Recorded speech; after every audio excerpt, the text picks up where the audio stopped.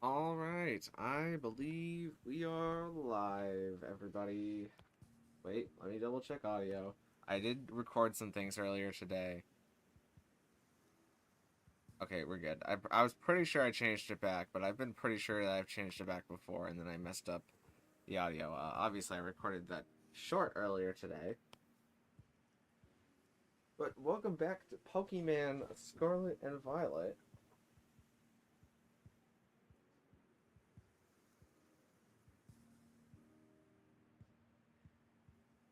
Ah, another day, another dollar, am I right?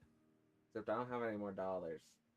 Let's before we start a battle, let's go over the rules again, just in case anybody doesn't know how to read. All the rules are in the description of the live stream, and well, I guess I'll acknowledge Giant Kill Edge. We got GG plays. We got Lex, and I believe we had Christian earlier. How y'all doing?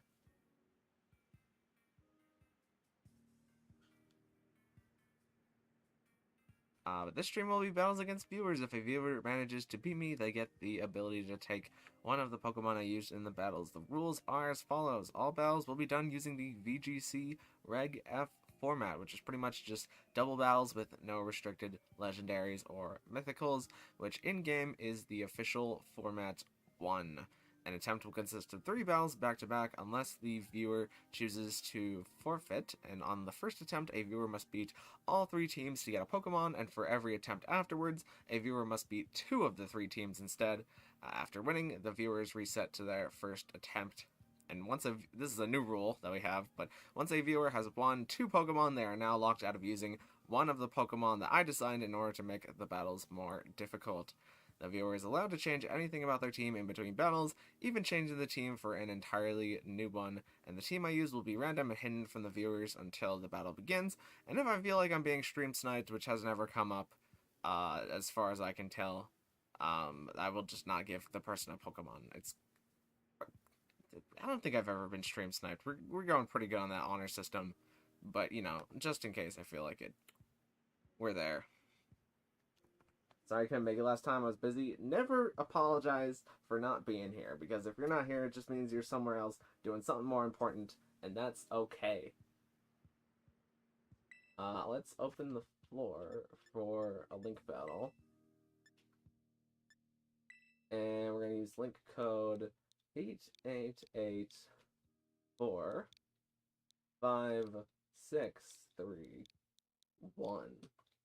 And I'm going to wait for stream to catch up.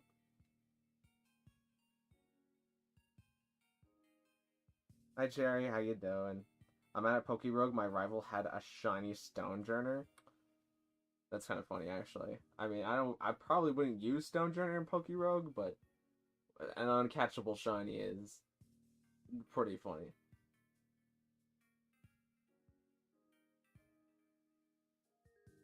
Me when Raging Bolt, yeah, that rule was pretty much just made for Cherry to not be able to use Raging Bolt anymore.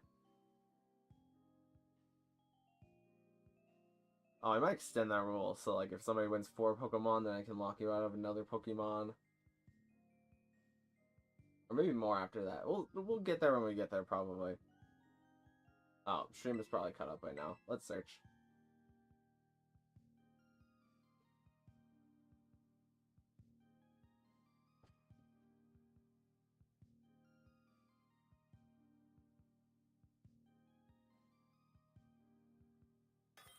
Alright, we have a challenger. Ah, we have Hakai returning to the field.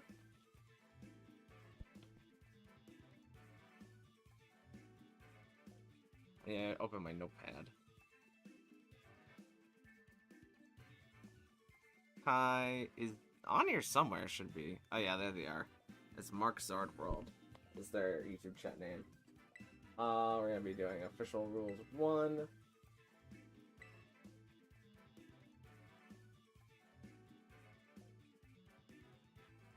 And let me hide screen for a sec so I can pick a team.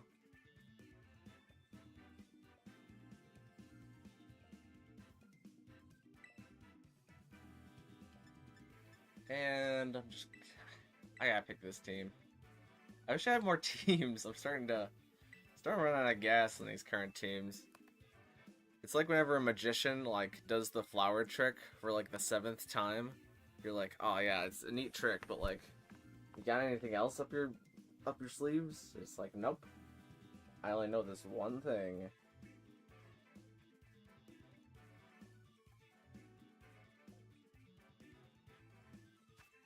Okay, looks like we have a bit of a snow team, and by snow team I mean 2 Pokemon that benefit from the snow. One setting up the snow. We also have Torkoal and Staraptor, and we have our man's Chandelure. So what goes well into the opponent's team? Like, our Caledon's pretty good into a lot of this. So I'm gonna lead our Caledon, and then let's have Grimmsnarl in the 2nd slot, bring Pelipper in the back, and I guess Blastoise in the back makes the most sense in my mind.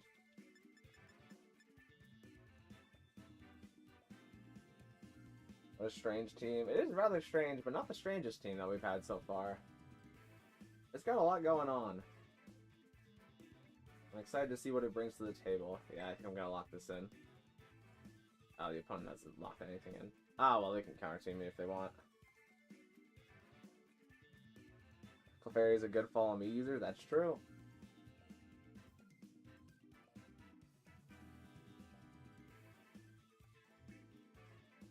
It's a very good defensive supporting Pokemon.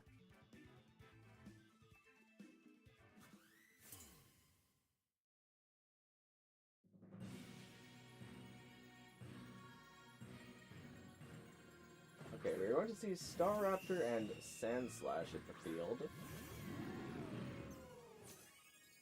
Staraptor gets off an Intimidate into both Pokemon. So I'm not feeling too much pressure from the Sandslash. I really haven't had much Sandslash experience. I think it was kind of good at the start of one of the regulations. Maybe Reg E. But I'm going to follow Electroshock here, and then bring in Pelipper. Staraptor could be like Choice Scarf Final Gambit, but I think I'm willing to find out if it is. I got a shiny, you should never false swipe. Does it have a recoil move? Is it Rhydon? It will use Wood Hammer? That's a recoil move. Alright, Pelipper is going to switch in. Pelipper is going to get up the brain. Sandslash is going to go for Protect this turn, not wanting to get hit. And we're going to see Staraptor go for the final Gambit into Pelipper, which is going to bring Pelipper down to its sash.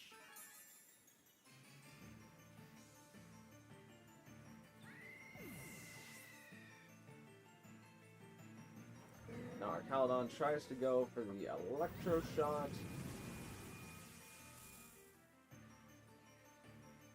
And because this is a 2-turn charge move, usually when you use a move into Protect, you do not get the secondary effect. But because it is a 2-turn charge move, we are going to get the special attack boost going in.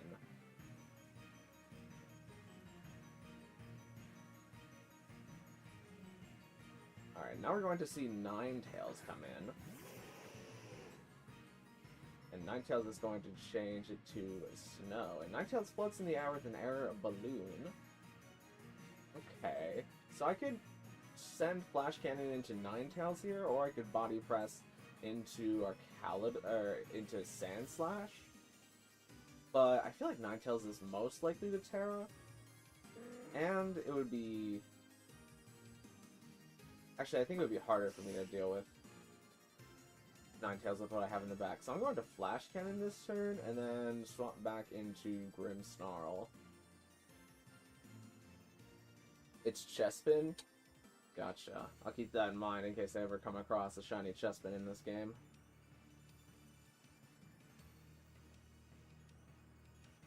Pelipper's gonna retreat for now. Does not like being on 1 health when there are 2 things on the field that can probably outspeed it. Grimmsnarl gonna come back in, and we're going to see a terrestrialization on the opponent's side. And this is Terra Sand Slash, turning into a water type.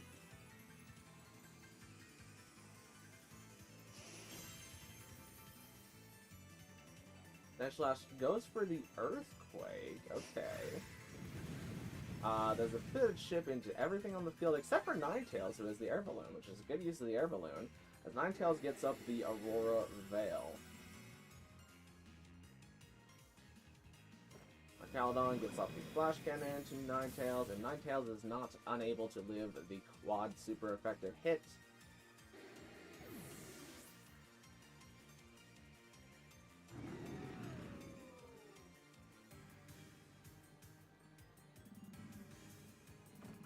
We're going to see Torkoal hit the field, and Torkoal is a Drought Torkoal, which means it is going to set up the Sun.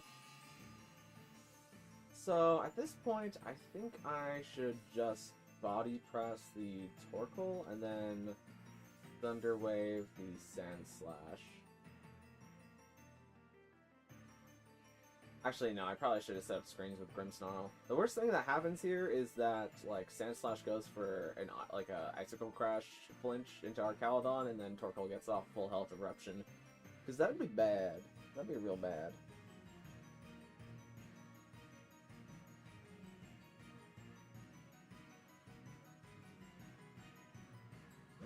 Grimmsnarl does go for the Thunder Wave, gets it into Sand Slash.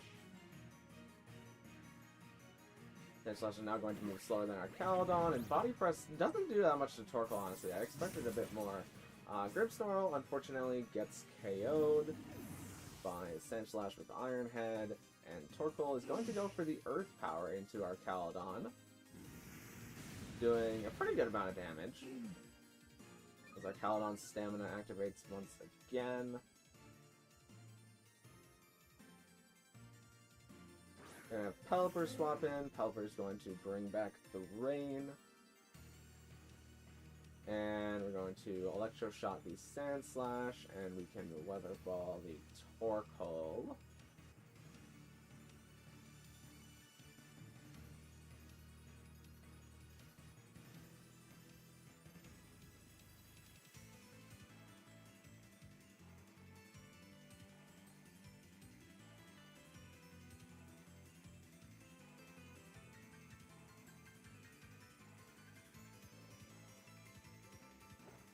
Our Caladon's Electro Shot is going to come out, which is going to make our Caladon +2 in special attack.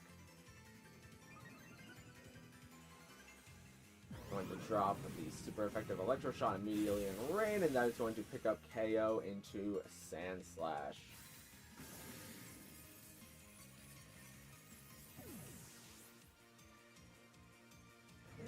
We're going to drop the Water Weather Ball into Torkoal, and that is going to pick up super effective KO into Torkoal. Imagine trying to check the weather in Pokemon Universe Law. It's a sunny day today. Never mind, it's snowing now. Especially when Kyogre and Groudon are going at it, and the weather is just changing constantly. You have to bring like 3 pairs of clothes with you. 1 for Groudon weather, 1 for Kyogre weather, and then 1 for whatever the weather is whenever Rayquaza breaks up the fight. So in order to take a Pokemon Hakai, this is their second attempt, so they're going to have to win the next 2 battles in order to take one of my Pokemans. Let me hide the screen so I can randomly pick a team real quick.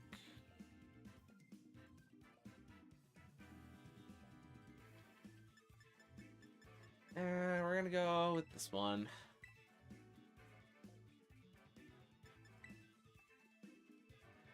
And we're back. Okay, we're seeing a bit of a change up here.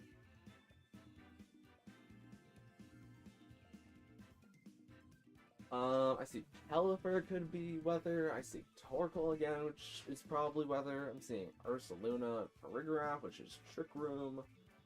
A lot of dangerous stuff here. I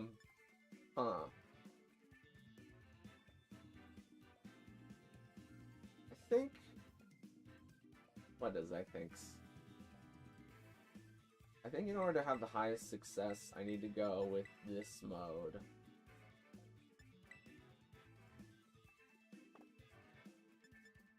And have this.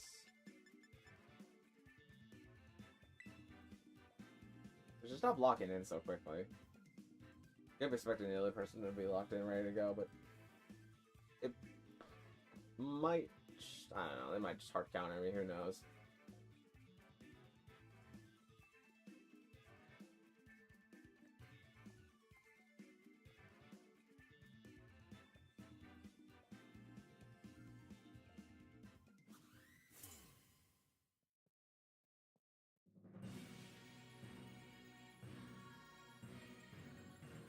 Okay, so we're going to see Farigiraf and Landorus hit the field. Now, both of these Pokemon can be spread moves with Sandsear Storm and, like, Hyper Voice with Farigiraf. However, I don't think this will KO me if they decide to use a spread move. And I've been wrong on this before, like, they just Sludge Bomb Hatterene and I unfortunately lost that game. So I'm going to follow me and then Expanding Force, I think, to try and punish them trying to attack me this turn. Okay, we're going to see Farigiraf be withdrawn, but into what? Alright, we're seeing Pelipper hit the field. Indeed, he's going to get off the follow me to try and redirect single damage attacks this turn.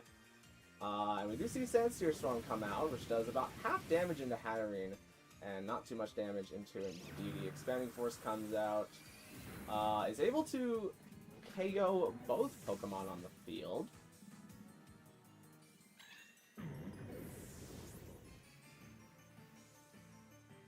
As Hatterene loses some HP to the Life Orb.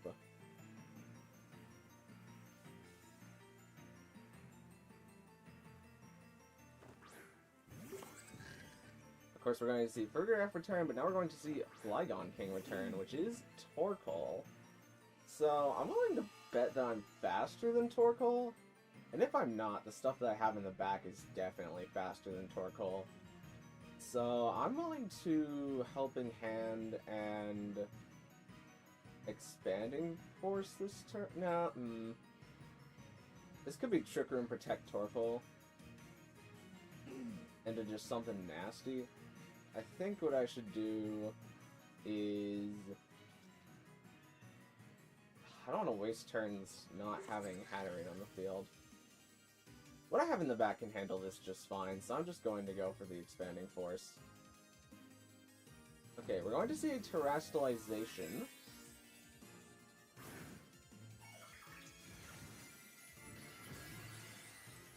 Torkoal is going to go for the Terra Fire, so it might not be a full Trick Room Torkoal. I'm interested to find out what happens. Okay, Hatterene is faster than both, so it is going to get off the Expanding Force, and it is going to KO Torkoal.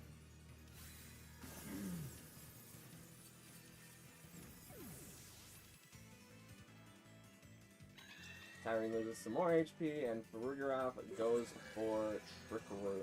Okay.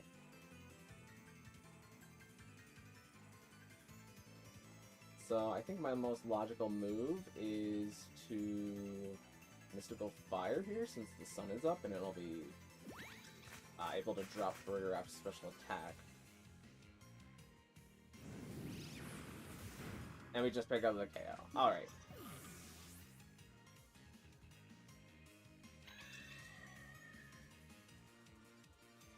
Hatterene loses some HP, and unfortunately Hakai has now lost 2 games, which means they're unable to take a Pokemon on this attempt. However, you are more than welcome to the 3rd battle if you would like to play it out.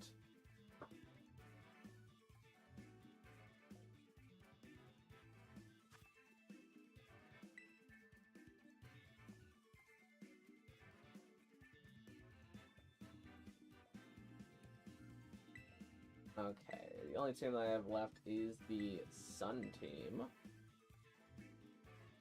That's what I used to beat this strat. Yeah, I remember. I regretted not just... I overread that one turn where the Landers just sludge bombed into Hatterene, and I don't think I'm ever going to do that again. Oh, so what do we have here? We have Rhyperior. We also have Raging Bolt and Bronzong. So, what matches up the best against this team? I think it's probably just...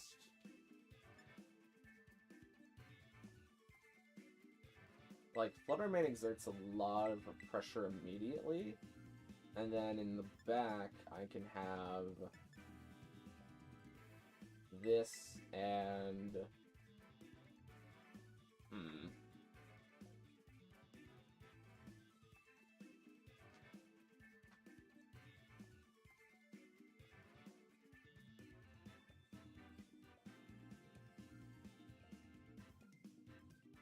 I really don't know what I want to bring in the back. I think I bring... No, not Torkolan back. I'm just going to bring Kamoen back. And hope that I'm not doing something stupid. I wanted to lead Kamoo in front, but...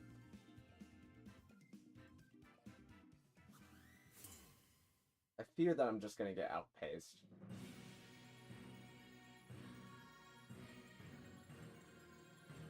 Okay, we're going to see Incineroar and Bronzong hit the field.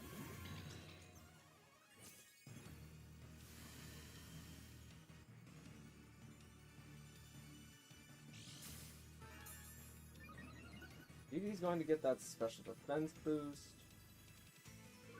Incineroar's going to get off its Intimidate, which neither of my Pokemon really care about.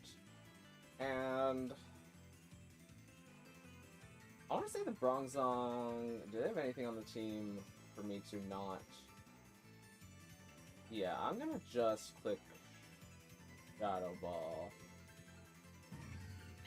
And we'll see what happens.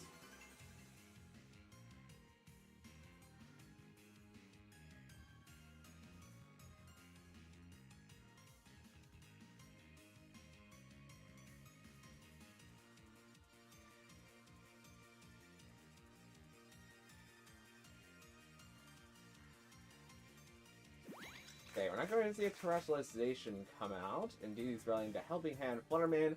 Fluttermane gets the Shadow Ball into Bronzong. Bronzong is unfortunately not going to be able to take the Shadow Ball. And Incineroar goes for knockoff into Indeedee. Is that a crit? That is not a crit. I did not expect it to do that much. I know it's super effective, but because of Psychic Seed, usually that does less. Okay, now we're going to see Raging Bolts on the field, which scares me. You can very much see a Terra from Raging Bolt here. So I think I'm just going to... I've been punished by this Pokemon by not playing aggressively before. I am going to Icy Wind this turn, though, and Protect.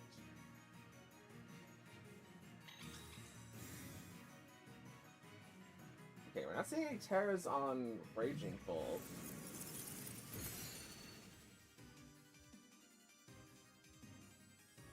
And drop the speed of everything on the opposing side of the field. Raging Bolt goes for Snarl, okay.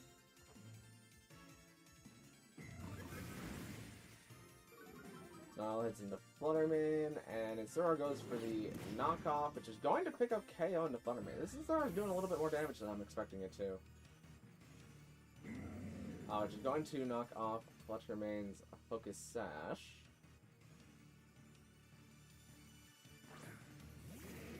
Now we're going to get Combo in, and again, I think I'm going to... but it's going to Snarl me if I don't do something kind of crazy, I think. Clanger's Soul? It's just going to Snarl me, and then I'm going to take more damage and not have Indeedee. So I'm in a bit of a pickle here.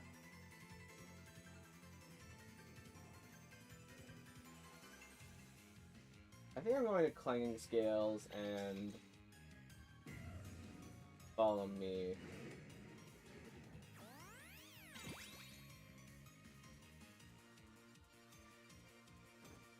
Get the clanging scales. It does pretty good damage into both. It crits the Incineroar, so that's... Okay, that does less next time, noted. It also do less because of the Snarl.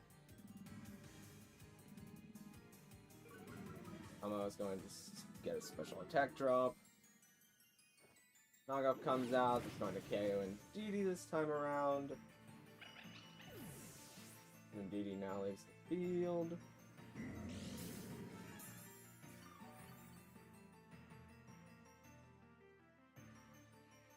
And... Okay, I kind of wish I Clanger Souled last turn. Or maybe just hard swapped in Incineroar would have been better.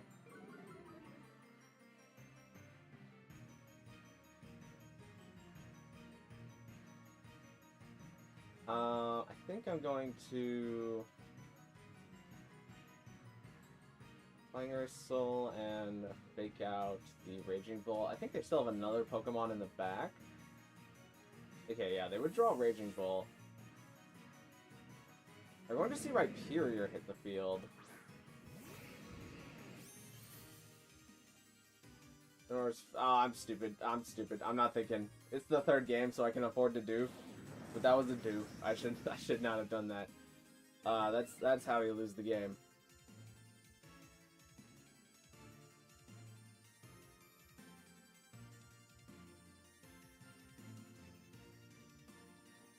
Incineroar gets off Parting Shot. Okay.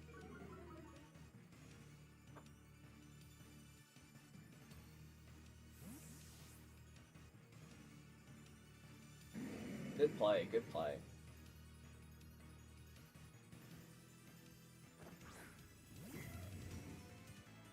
Yeah, getting out my Clanger Soul was a little greedy there, I will admit. I think I should have just tried to Aura Sphere the Incineroar or go for Clanging Scales, but now I'm putting a bit of... I know I'm faster than Raging Bolt, so I can afford the Clanging Scales, but I'm at neutral, and I think Rhyperior is just going to KO Incineroar. So I'm going to Willow the Rhyperior slot and see if Incineroar can live.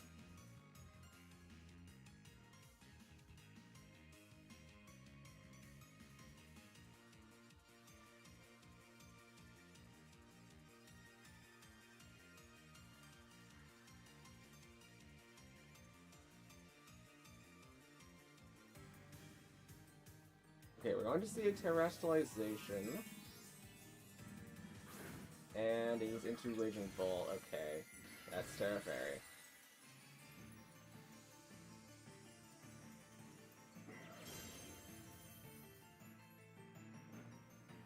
Playing Scales comes out, Raging Bolt has Terrestrialization out, it's just dropping my defense over and over. Raging Bolt goes for the Draco Meteor, and that does pick up KO into Cabo.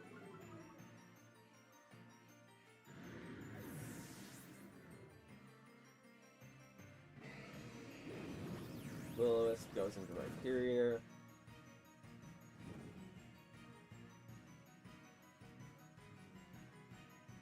Ice Punch comes out, probably trying to pick up KO on Kamo. I guess I should have Terra Steeled Kamo. I still have my Terra. Just wasn't really thinking about it.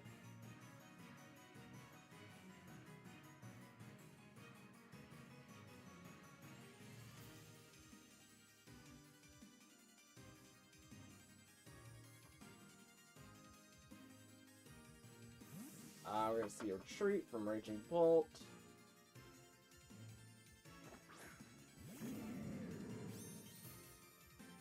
Incineroar is going to get off with Intimidate.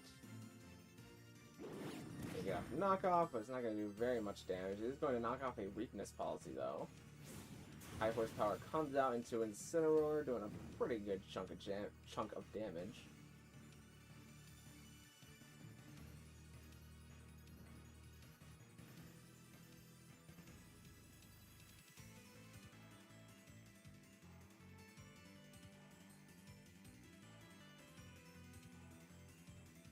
Swagger Incineroar? That could go crazy. Depends on if you're in Misty Terrain. I'd rate it.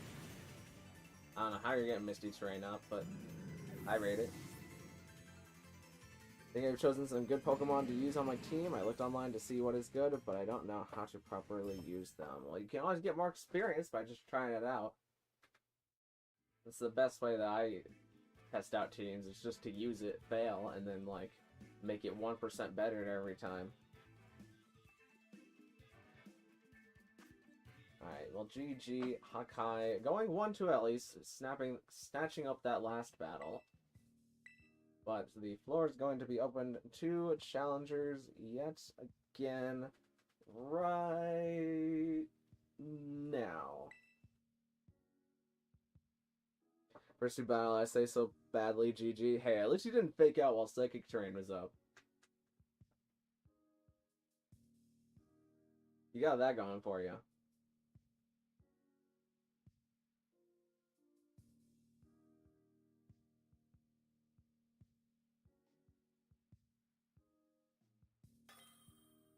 Alright, we have another challenger, and this time we've got Christian returning to the field.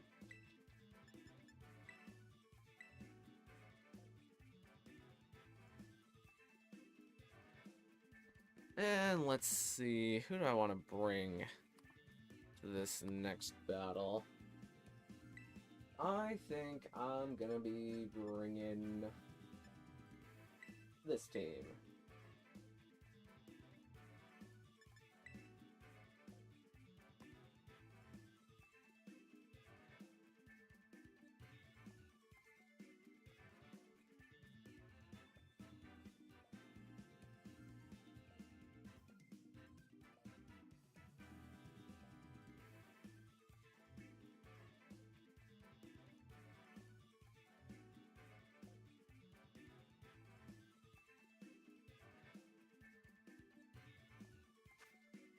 Okay, we're seeing Golden Go, we're seeing Fluttermane, Urshifu, Tornadus. A lot of things that can be a little difficult for me here. I think I have to Gimp. Oh, I didn't know Urshifus could be female. I thought they were just all, male, but that's kind of neat. What do I bring here?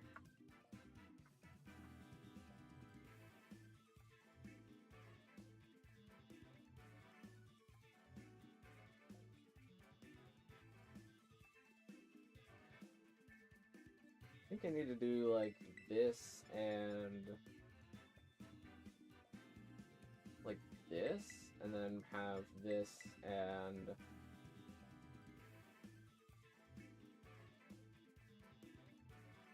wait.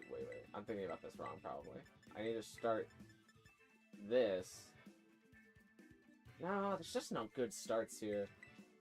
I think I'm gonna do what I initially thought. And we'll see how it goes.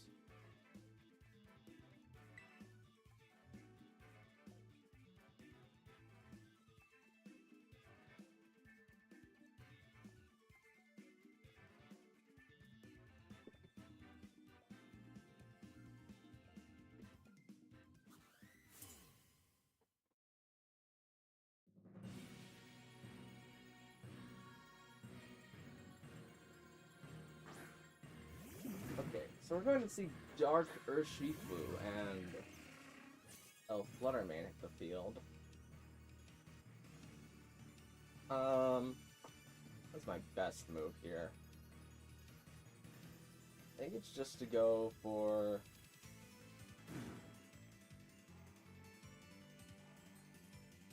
I think I need to go for the Icy Wind. No, I need to go for the Gleam. No, I don't have any other priority. I'm gonna go for the Gleam. And then swap in Charcoal.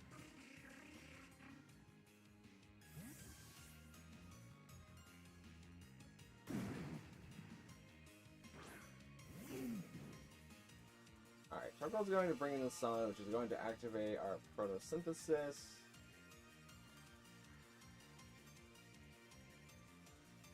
We're going to see a terrestrialization on the field. This Urshifu Poison. Urshifu Dark, okay.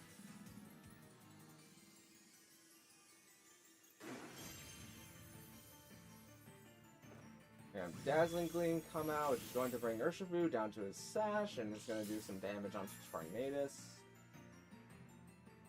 Urshifu goes for Wicked Blow into the Torkoal slot. Okay, that's the best slot I could have gone into. We're going to have a critical hit here, but Torkoal's Rocky Helmet is going to cause Urshifu to KO itself.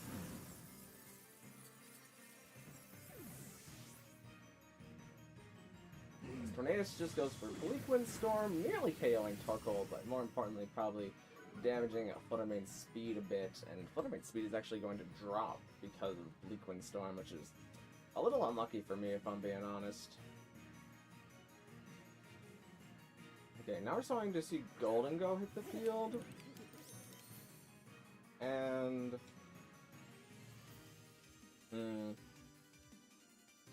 okay, if this is... speed dropping part here really screws me. I think I'm going to have to predict Tailwind Make It Rain here. So my best move then is to protect in Heat Wave.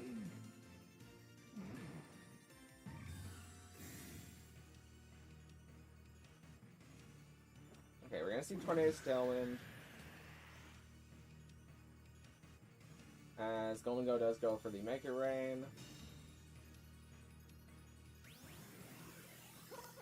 He's going to pick up KO onto Torkoal.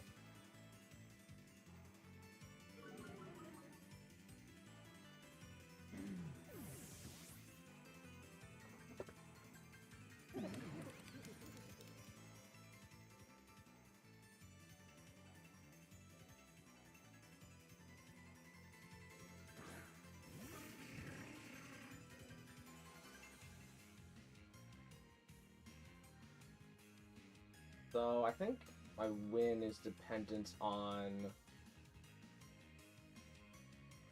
I swap ND out so I can get rid of that speed drop, and we're gonna see how much damage Expanding Force does.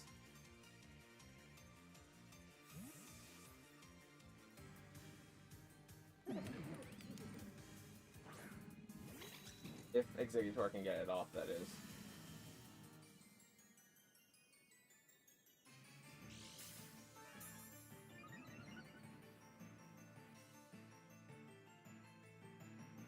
Golden Go just Cloud goes for Shadow Ball, so Exeggutor's probably gonna get KO'd here. Oh no, Exeggutor lives. Probably gonna get KO'd from Bleak Windstorm. I guess it did have a Spectacular out. Bleak Windstorm hits both targets, which means Exeggutor is going to go down.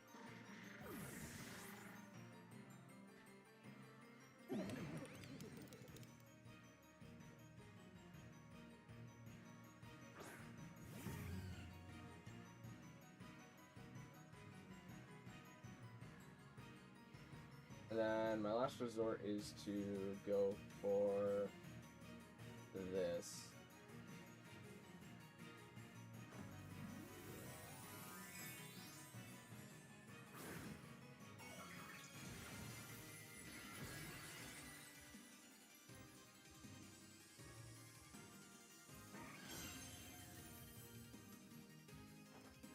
He gets off the Helping Hand. I should be faster than Golden Go and Tripura, or yeah, and Tailwind. Shadow Ball is going to connect with Golden Go and knock it out.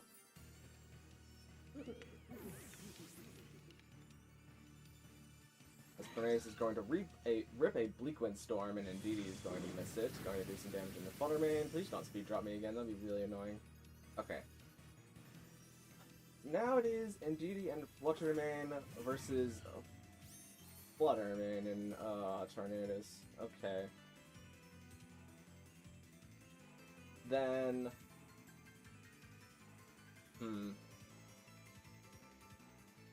what are we looking at in Tailwind turns? Okay, we are on the last turn of Tailwind. Then I'm just going to double protect this turn, which will get rid of my Terra on protect, I guess.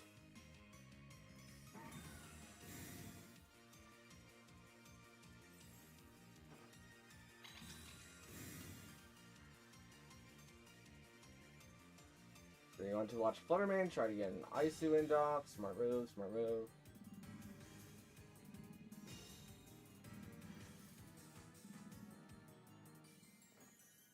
Reyes gets off the Bleak Storm.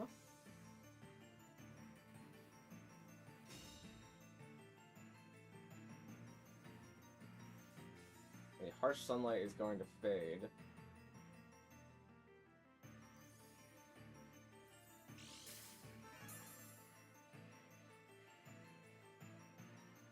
Maybe,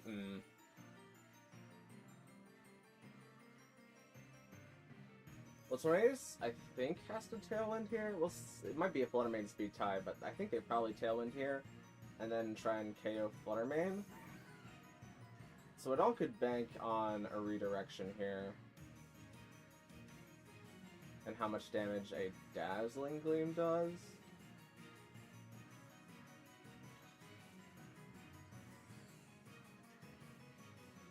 I think I have to...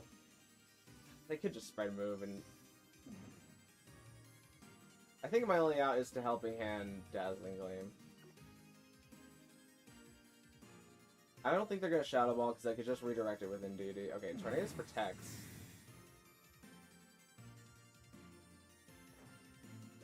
Indeedee does get off the Helping Hand. And Fluttermane gets off Moonblast. Okay, they did go for a single target attack. Unfortunate, but it happens.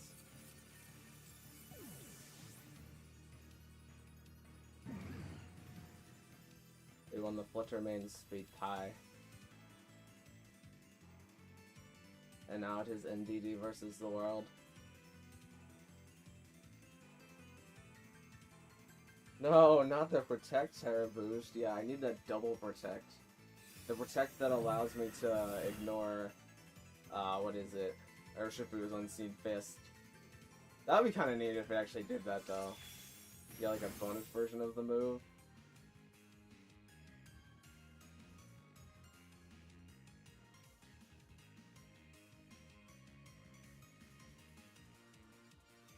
A second ago, I thought it was Psyshock Indeedee, which I think Psyshock Indeedee by itself probably would have an out here, depending on how much the Psyshock does into the Fluttermane, but...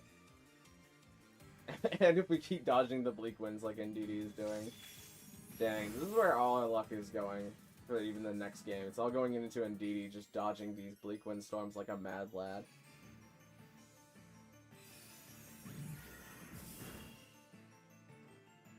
Alright, there's the Bleak Wind.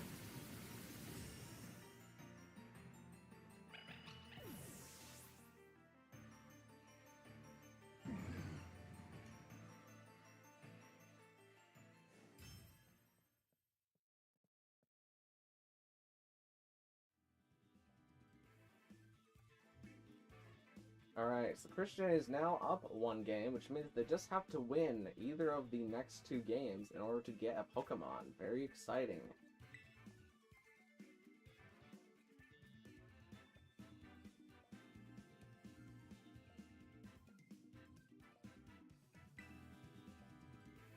Let me hide screen for a second. As I think I want this team.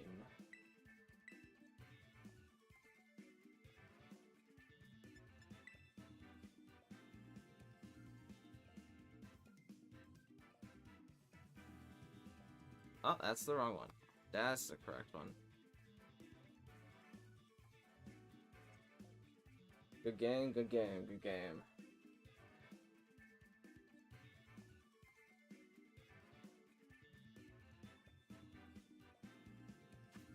Okay, we're seeing a different team with Zapdos and Ursaluna.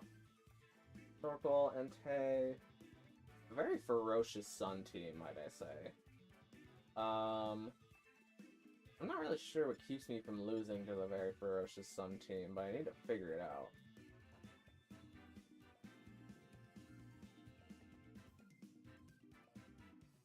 I think it has to be like this and this as an opener, and then have this and this in back.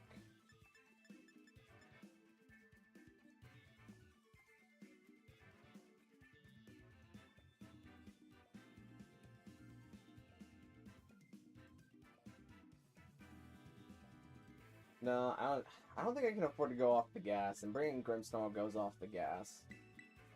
Let me restructure this. I think I need this, this,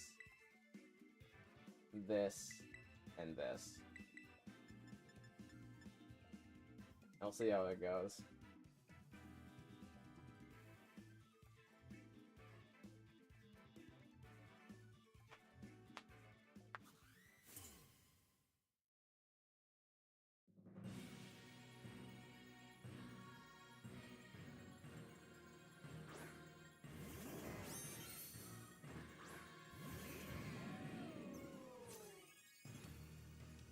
Okay, we're seeing Zapdos and Ursaluna. Zapdos could just Heat Wave here.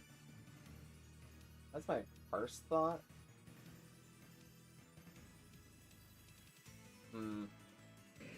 Ursaluna could just Earthquake. Ursaluna wants to protect though, because then it gets its fancy schmancy guts activated. So I'm going to swap in Pelipper here, and then Electro Shot into the Zapdos, I think.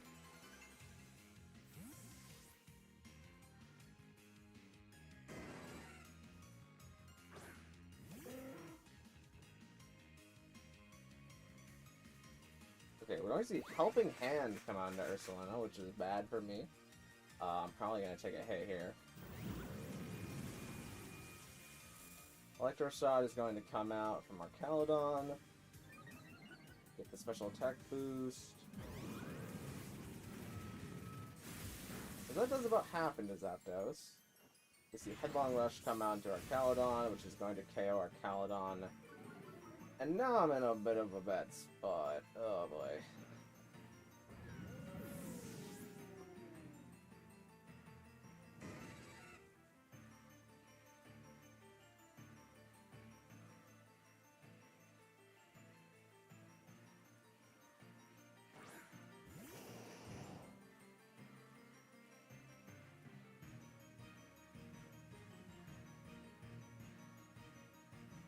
So I think it makes the most sense for my opponent to electric type attack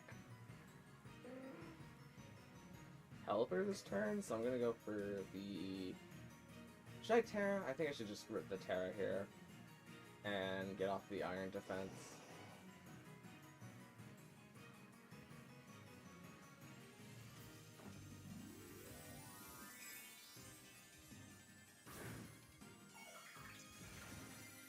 I could just rip the Sash and then Weather Ball into Ursaluna. Actually, that's probably what I should have just done.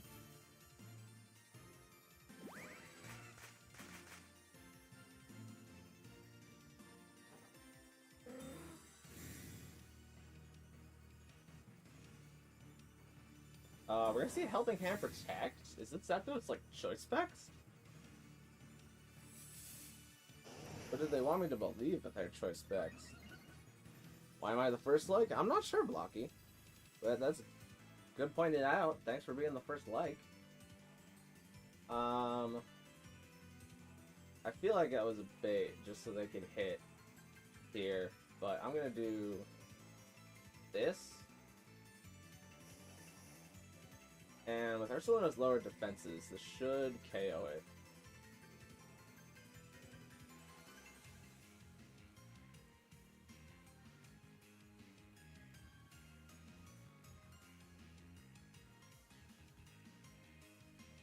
Here we go, see Helping Hand come out again. Blastoise is going to get off Muddy Water. It's both slots. There's notable damage into both. It's going to lower accuracy on Ursaluna, and Pelipper goes for the Weather Ball, which is going to pick up KO onto Ursaluna.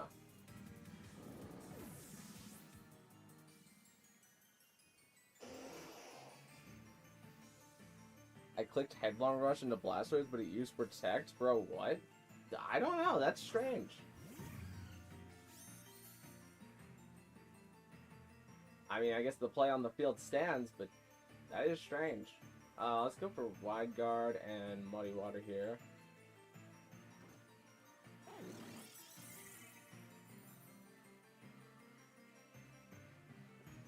see Dazzling Gleam come out, which is going to be wide guarded by Pelipper.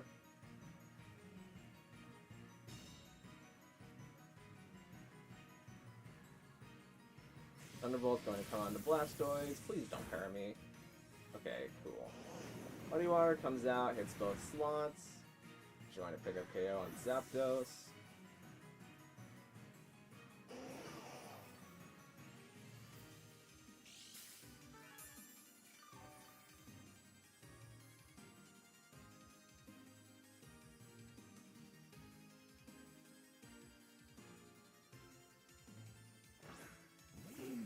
Okay, we're gonna see Torkoal come in.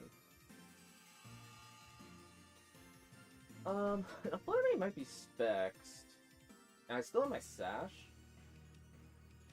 But I really want the Rain back. I didn't catch what Photosynthesis Fluttermane was. I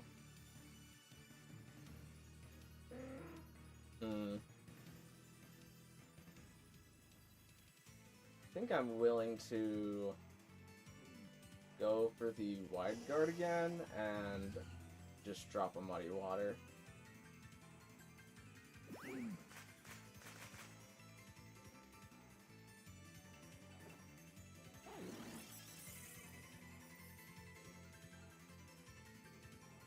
Okay, Fluttermane goes for the Shadow Ball. This is probably gonna hurt. Oh yeah, that hurt Blastoise quite a bit. Something dodged it.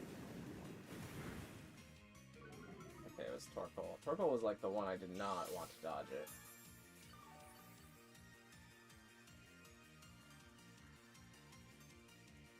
I'm going to do... I need to get Pelipper out of here, but I don't want...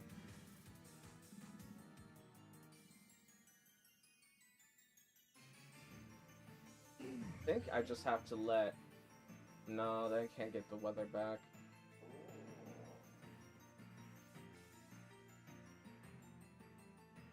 It would have been such a good turn to switch into Scizor.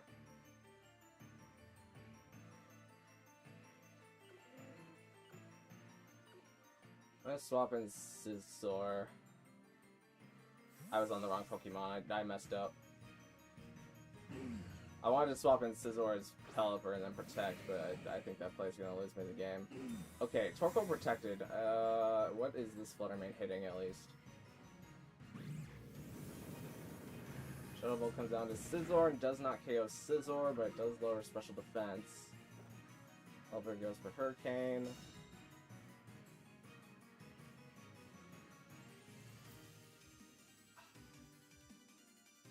I swap in Blastoise and protect Scizor.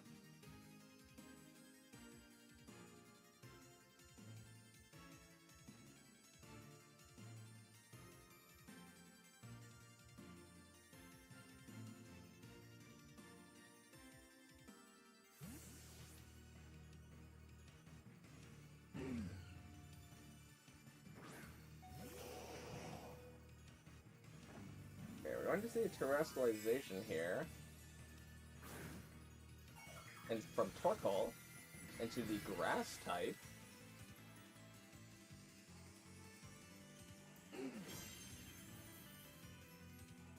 As Fluttermane goes for Protect. Okay.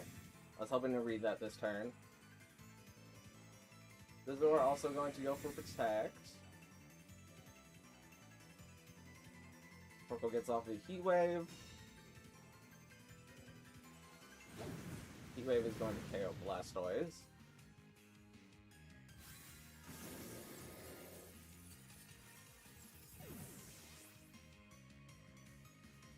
Now Pelipper is going to come in.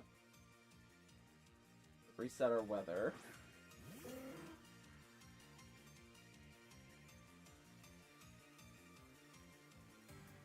And we should be able to Hurricane and Bullet Punch, and we have to hope that the Fluttermane doesn't get a double Protect.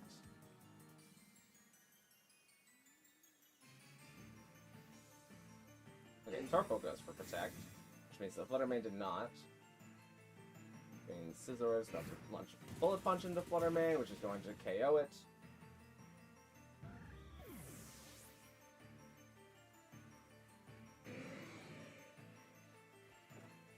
Pelipper tries to get off the Hurricane, but does not get it. And we're gonna launch Hurricane and Bug Bite.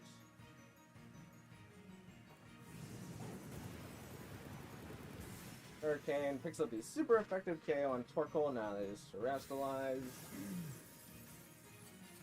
And that is going to be the end of game 2.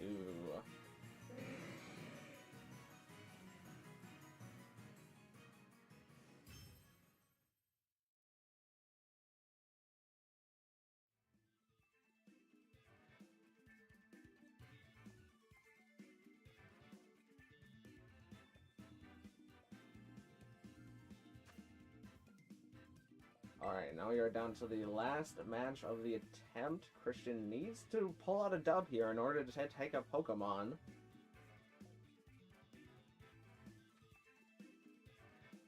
Can't believe I would have won if the Helping Hands Headlong Rush Blastoise instead of it using Protect. I mean, true, but I think the correct move there for me would have been using Weather Ball into Ursaluna and then protecting with Blastoise. So, in a way, you kind of read me going for the correct play, and made me think that your choice specs, Helping Hand Zapdos. What team have I not? It's the Sand team, right? I'm pretty sure I haven't used the Sand team. Because we just played the Rain team, and yeah.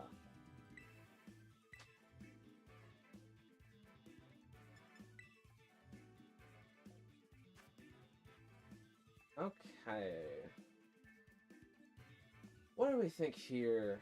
I think that Raging Bolt is gonna slosh me. But I'm gonna try and do whatever I can to keep that from happening.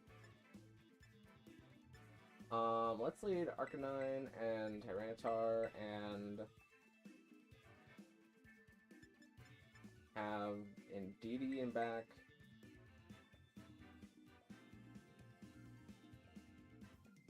And Hatterene in back?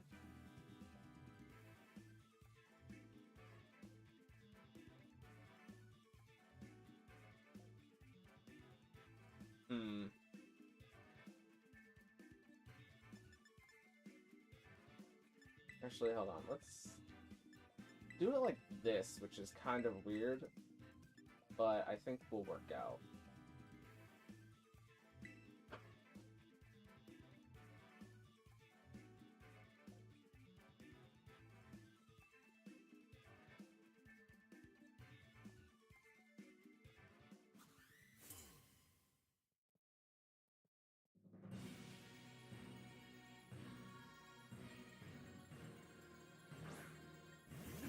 Okay, we're gonna see Ogerpon Landorus here.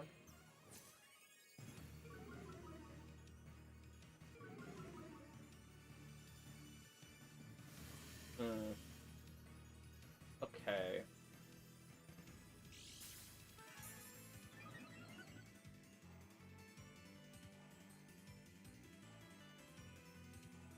So I think I am okay with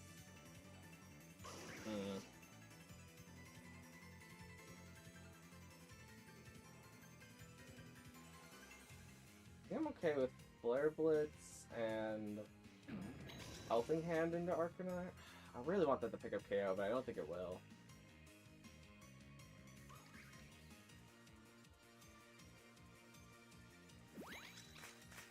I kind of want to rip as much damage as I can. Okay, that picks up KO.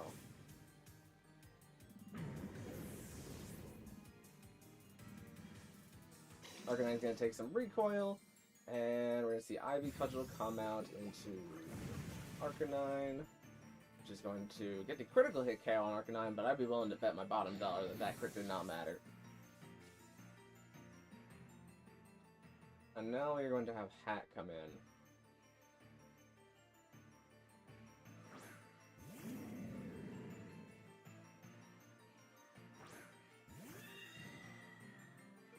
Okay.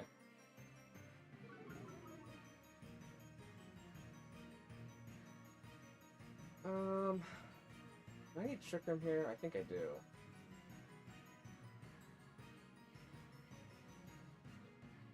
And I'm going to follow me. So I think the combination of even Intimidated Ivy Cudgel and Knockoff will pick up KO into a DD.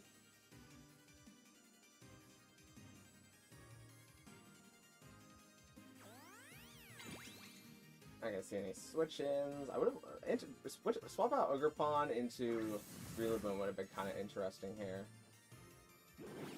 Seeing Grassy Glide Knockoff, so Indeedee survives the turn as Hatterene gets up Trick Room. And Expanding Force is my best. They might Spiky Shield though. I'm gonna just cover myself by going for the Helping Hand Dazzling Billion. Okay, we're gonna see a Terrestrialization. It's probably Ogerpon into Terra Water. No, it's Incineroar into something else. Terra Grass, okay. Man, now I'm regretting not going for Expanding Force. Indeedee is going to get off the Helping Hand into Hatterene.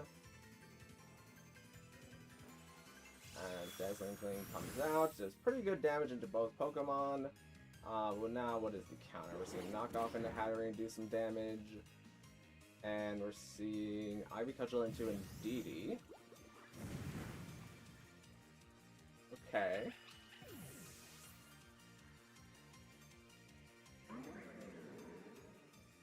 So they could have Rillaboom in the back to change the terrain on me right here, because I really like to go for Expanding Force, because Expanding Force will definitely KO both.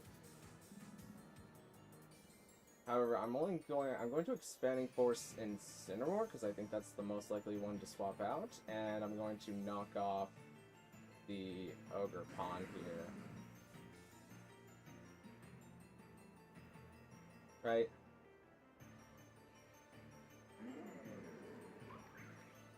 I guess there's no benefit to not going Terra Grass on Tyranitar, because that's kind of part of my out. It's Rillaboom in the back. Or they might just not have a Rillaboom and I'm stupid, but like, we'll see.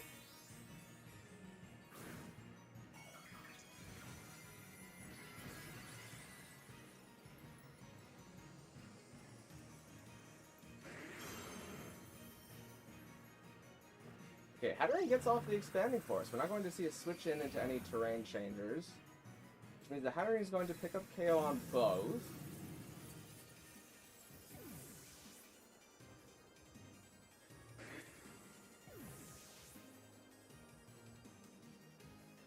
Tyranitar goes for the knockoff, but knockoff is going to fail, which is going to lead to an interesting interaction next turn. Is this Raging Bolt in the back?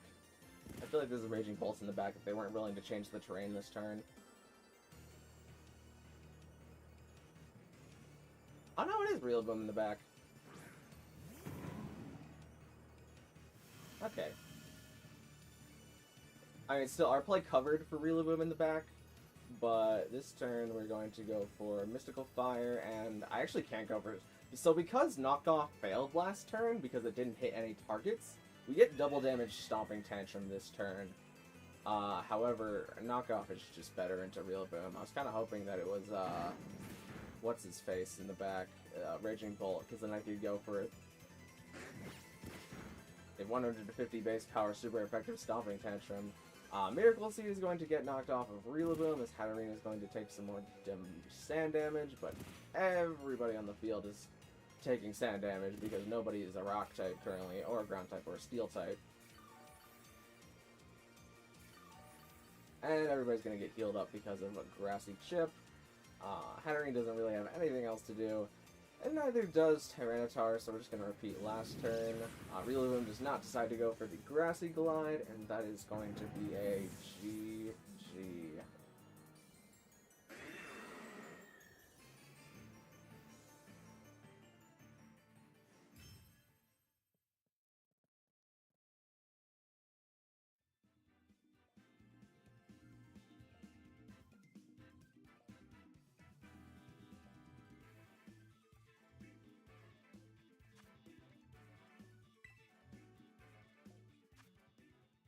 Alright, I'm gonna stretch my ankle. I gotta stretch my wrist for a second. Ugh.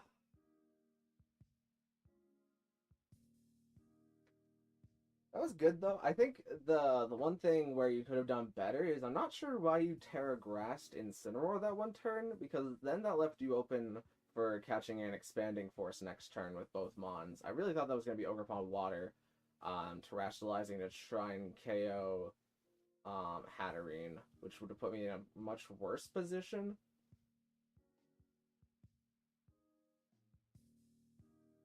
But I don't know if you had a specific reason for going Terra Grass that turn. But the most important thing about Incineroar was being there was definitely that it made it harder for me to go for Expanding Force.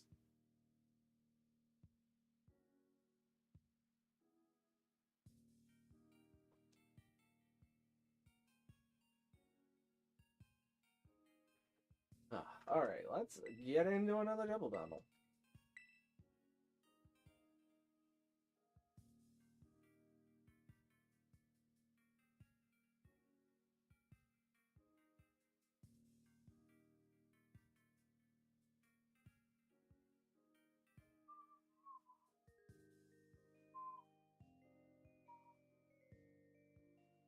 We've had only repeats so far, right? Has there been any new challengers? I don't think so.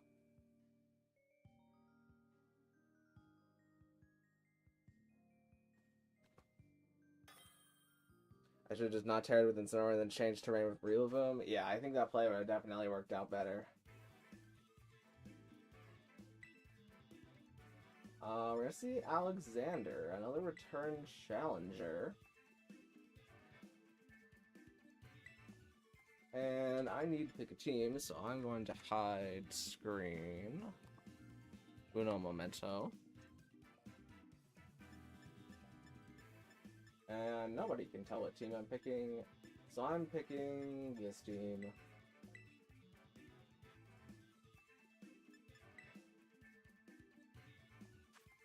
Okay. So we're seeing some good bonds here.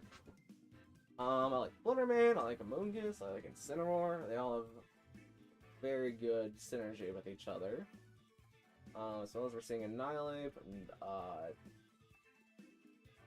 Halosian Goodra is technically what that would be called. I wanted to call it normal Goodra, but that's kind of mean to Hisuian Goodra. We're seeing a Meowscarada. So let's think. I think that I want to lead this and this, and then have this and this in back.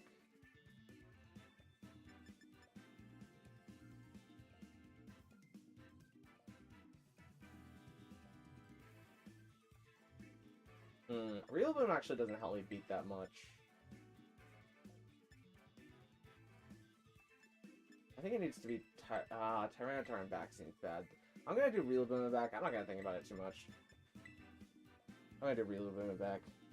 I got some better mons off the internet. I'm not sure how to properly use them. I mean, fair. There are good Pokemon. Everybody calls Incineroar VGC Cat because it is probably the best Pokemon in VGC. At least in Reg F. It is like the best one. Just because it has so many different things that it can do.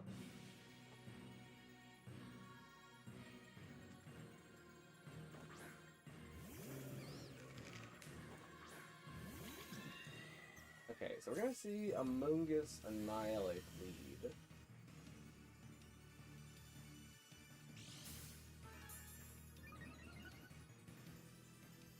Gonna have Indeedee get off its Psyche Seed, and I think I'm going to go for the redirection.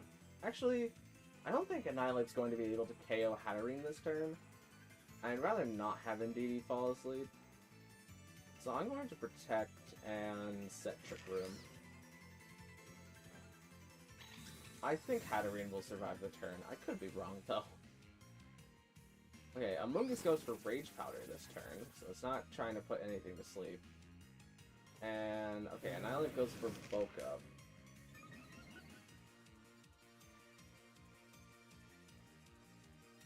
This Hatterene is now going to get a Trick Room. And this allows me to play offensively, where unless there is a Terra, I'm going to go for Expanding Force. So I think what you could have done better for your leads is if you see like Indeedee Hatterene or Indeedee something else that might set up Trick Room, it's really good to lead Meowscarada here because Meowscarada has the ability to just KO Indeedee with like a Dark type move. So that forces Indeedee to either Terra, which takes a Terra from something else on the turn that could be offensive. And then it also gives you a chance to maybe hit Hatterene, because keeping Trick Room from going up is one of the most important things in Trick Room matchups. Because now that I have Trick Room up, like, Hatterene is functionally faster than both Fluttermane and Meowscarada. Especially if your Fluttermane is Speed Booster. So, this is Shy Shock. Correct move here is Helping Hand and Dazzling Gleam. And the cat might be Sash, but at this point I'm fine with it being Sash because of what I have in the back. Okay, the cat was not Sash, but Fluttermane is able to live with its natural special bulk, and Fluttermane is going to go for Shadow Ball into Hatterene, which makes total sense.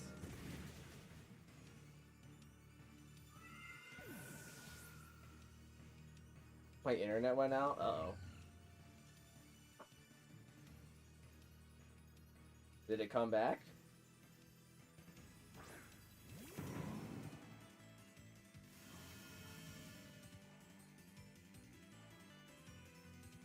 Green thing. You're right. That is a pretty good nickname for Fluttermane. It's like, it's just green now? Question mark? We're gonna lock Psyshock and Grassy Glide in here. That is going to KO Fluttermane.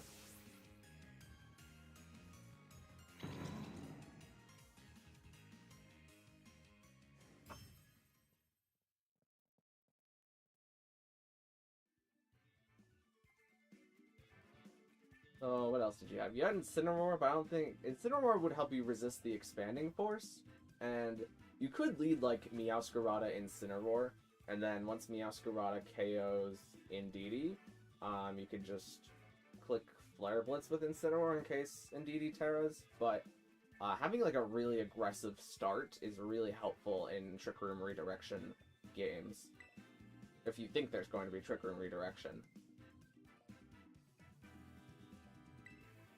I'm not gonna bother hiding the screen because this one's gonna be fine. Let's just go with the Sun team. Firecat isn't ready. Okay.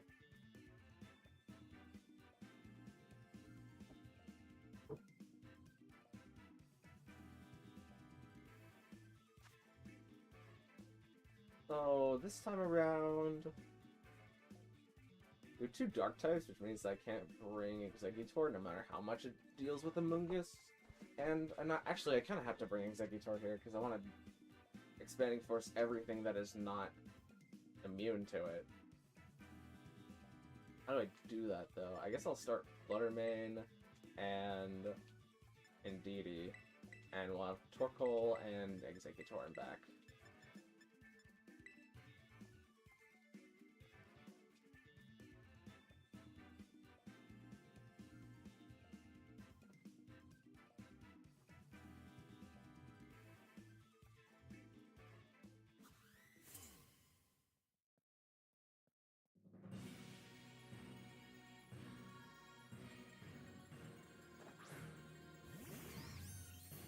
I lost a shiny. I did not have shiny Fungus. Oh no, what did Fungus go for?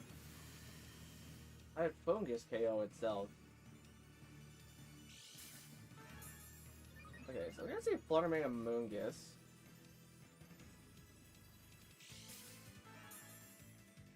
There's really not any good switch-ins for me here.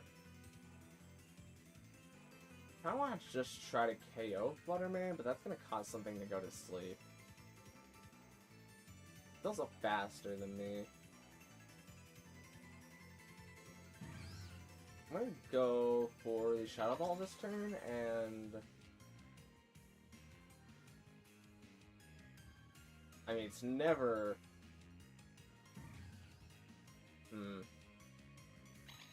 It's never gonna be Ghost-type move into Indeedee, but I want Indeedee to keep the Psyche...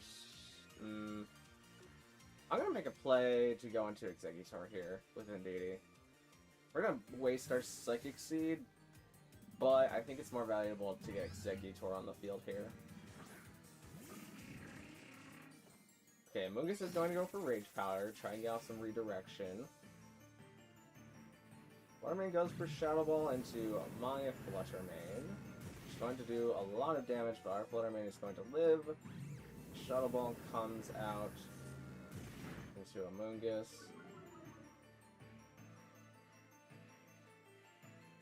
I should have Icy Winded.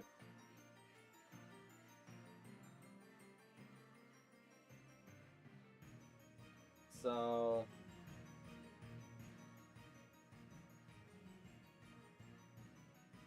the other Fluttermane's already revealed with their booster speed, so I'm going to swap in Torkoal, and I think I need to Terra Rock here in order to get off the Expanding Force to defeat Amoonguss.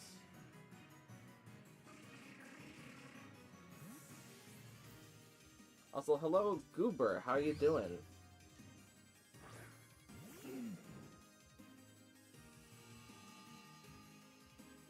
So Photosynthesis is going to activate my Chlorophyll on Exeggutor. Exeggutor is going to tear to Rock to hopefully not get KO'd by a Shadow Ball, if that's what the prediction is.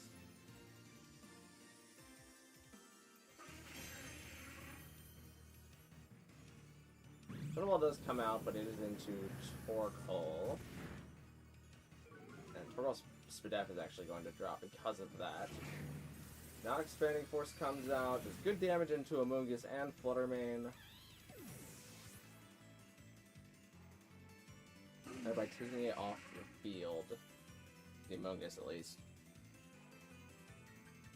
Now we're going to see Grim, the Paldea champion, come in, and that is Meowscarada.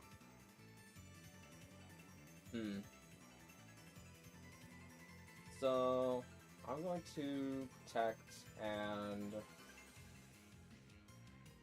this could be Protect Fluttermane into just hitting Exeggutor.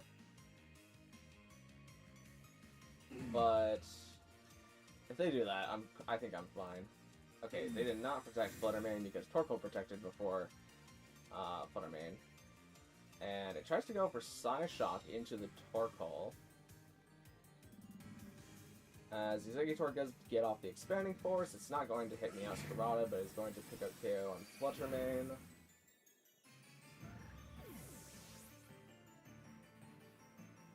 Now we're going to see Flower Trick come out and change into a Grass type, and this will probably KO Exeggutor. Yep.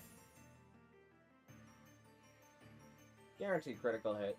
I almost forgot about that. I'm throwing stuff off this wall to see what sticks. I mean, it's a good strategy. Okay, Meowscarada's Life Orb. So even if they did somehow change items in between games, that does change how I think about things a little bit.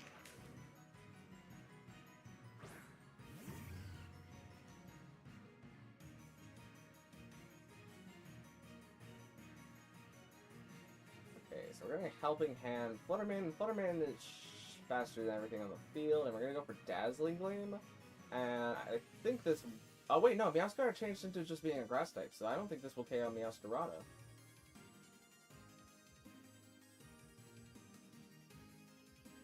It really depends here. But... yeah, it didn't KO either slot. Torkoal's going to take a little bit of damage there. She knocks off Rocky Helmet. And Meowscarada loses some HP as Rage Fist comes out into Torkoal. Okay. So I think what you should have done there is to target down Fluttermane, because now Fluttermane just goes for Dazzling Gleam again.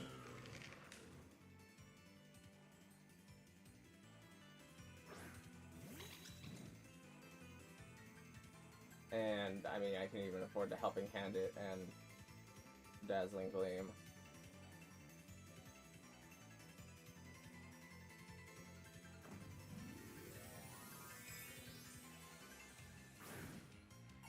we're seeing Annihilate Terrestrialize and Terror Ghost.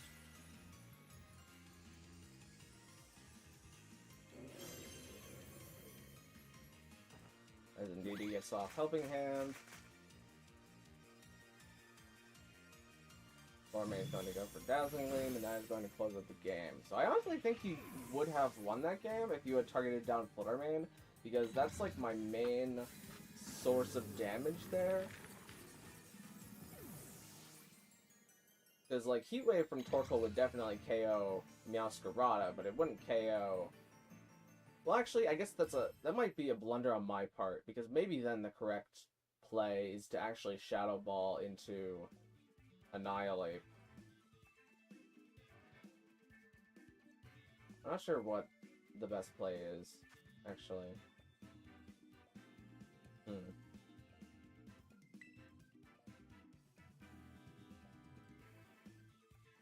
I understand. Alright.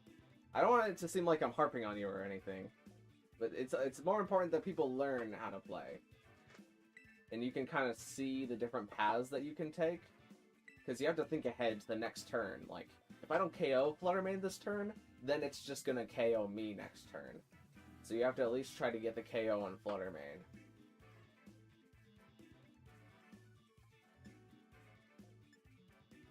Because, like, I could Heat Wave protect Fluttermane, but, that opens up Torkoal to being double attacked like we saw.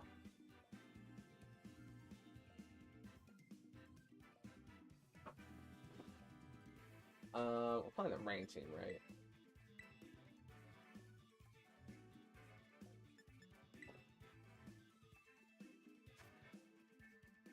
Okay, I think the Rain team struggles the most to beat this team.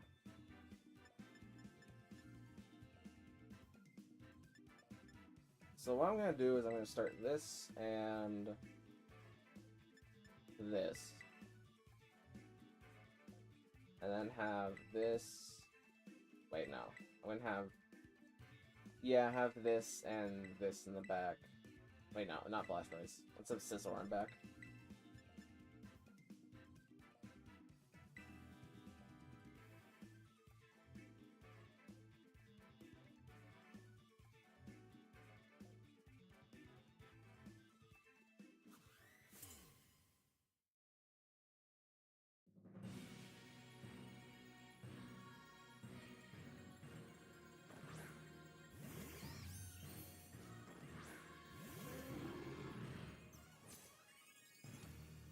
Fluttermane and Moongus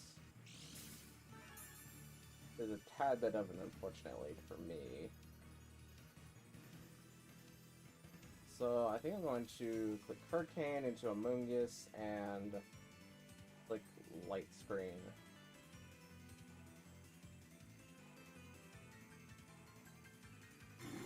Okay, we're not seeing Rage Powder come out from a Moongus this time. We're seeing Moonblast come out into Grimmsnarl, going to do a little bit less than half, but it is going to lower Grimmsnarl's special attack. Hurricane comes out from Pelipper, and Amoonguss is able to survive it, and Amoonguss is able to then go for Spore.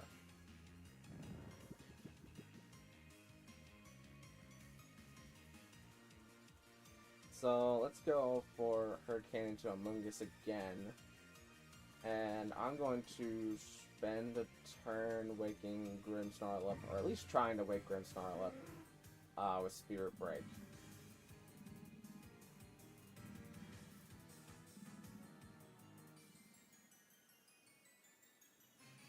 Okay, we're going to see Among Us be withdrawn.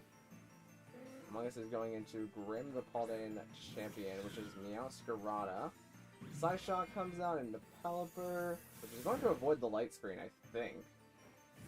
But it doesn't do much damage. This Hurricane comes down to Meowscarada and KOs the slot.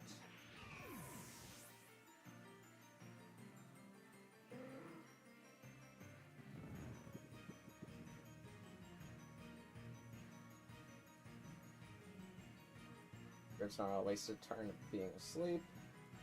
Amoonguss is coming back onto the field. With a little bit more health because of Regenerator. That's smart. And I think I'm going to try and Thunder Wave this turn. Moongus goes for Protect this turn, doesn't want to get knocked out. Grimmsnarl is still asleep, taking its second turn of sleep. Moonblast comes out from Fluttermane, is nearly able to KO Grimmsnarl, but does not pick up the damage roll, as Amoonguss protects itself from Hurricane. And pretty likely that Grimmsnarl is going to get KO'd. However, Amoonguss can just go for Rage Powder Redirection, and the Thunder Wave is kind of pointless, so I think I'm going to go for Reflect if Grimmsnarl wakes up here.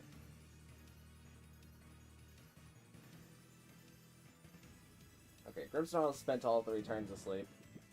He's been working out. Alright, he needs a rest period. Okay, Moonblast finishes off Grimmsnarl, so you could have probably afforded to use a spread move there. Even if you thought Pelipper might have gone for Wide Guard, I think the risk is worth it.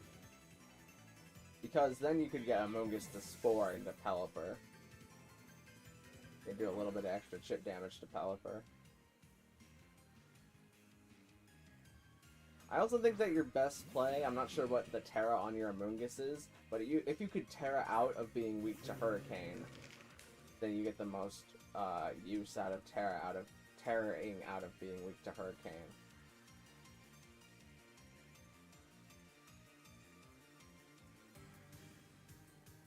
Because then you can give Amoonguss a lot more staying power, and if you're putting more things to sleep, that means you have more time to deal damage in a Pokemon. Because the rain team especially is very weak to sleep. There's pretty much nothing that I can do to Terra Grass or like eat a Lumberry or Safety Goggles. Like I don't have any of those things on this team. Ooh, and I like lives.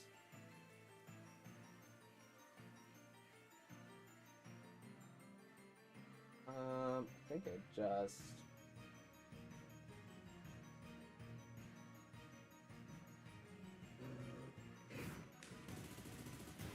Yeah, Pull a Punch KO. So I think you definitely did better than your first set.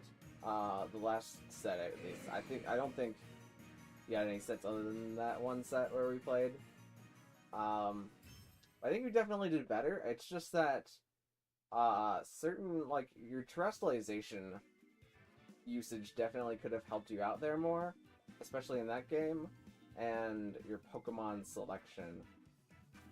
Like, I know you said Incineroar wasn't ready there, and actually, no, you'd probably never bring Incineroar to a rain team, but having a Amoonguss as that really good support Pokemon to help put everything to sleep would definitely be a really good use.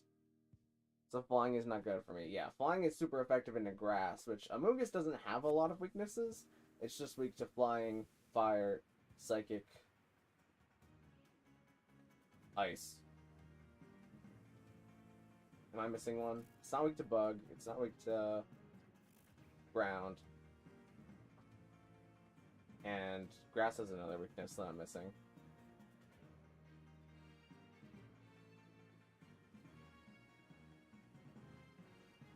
Can't think of what it is.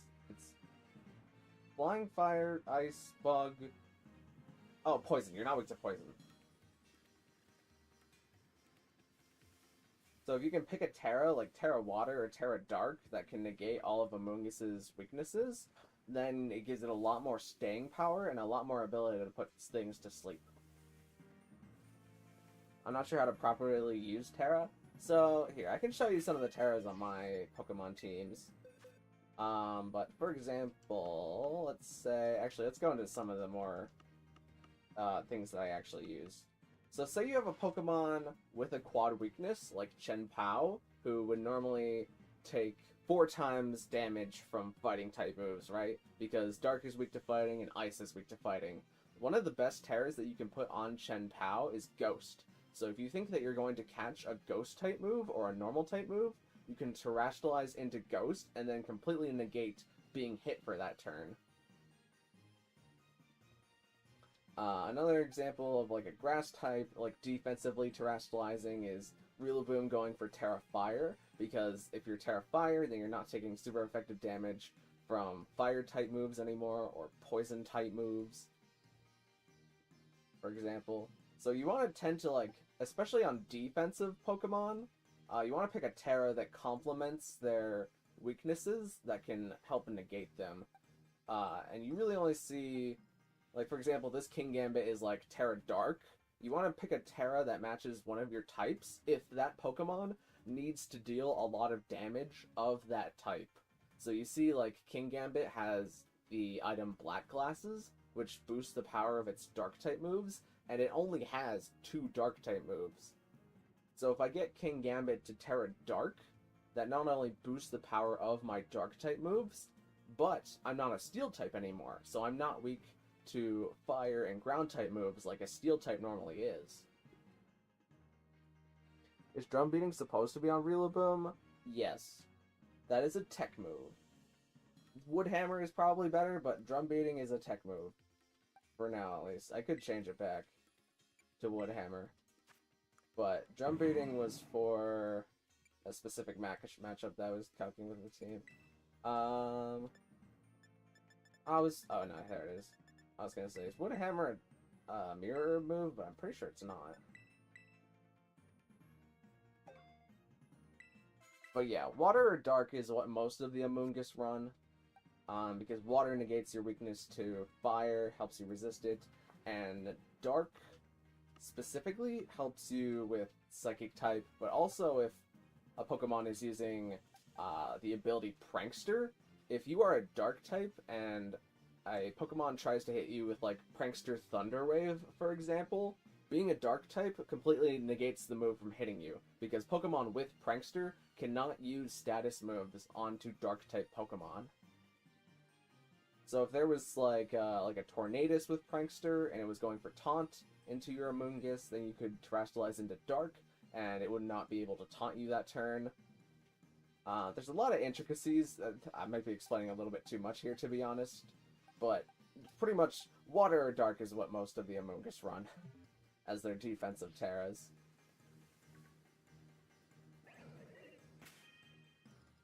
Alright, let's open the floor again. I'm gonna have to fight that Scrafty when I come back. And just to mess with people, this is gonna be 0 for no reason. No real reason in particular. Other than to mess with people who previously had the code typed in.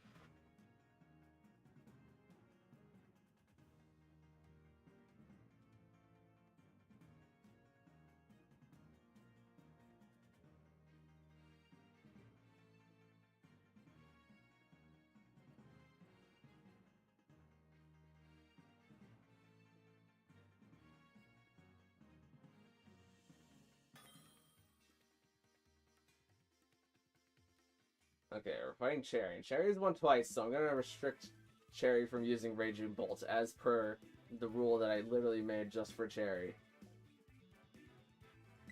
Well, it's not just for Cherry. It's infrastructure more than anything else. But let's start with the Rain team. So this is functionally Cherry's first attempt, which means they need to win all 3 battles in order to get another Pokemon. So we have a Uniclus on the field. And that screams Trick Room, but I don't have anything to stop that. So I think I'm gonna lead... Oh, I can't even lead this because you have Indeedee. Huh. I guess I have to lead Scizor here and Arcaludon.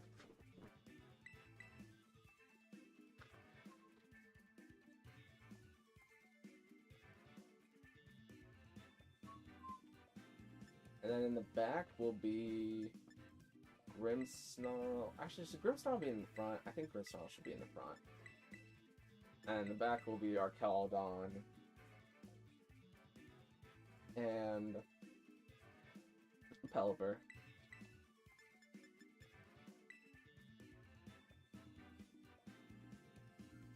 Ready to see this monstrosity I've made? I guess so.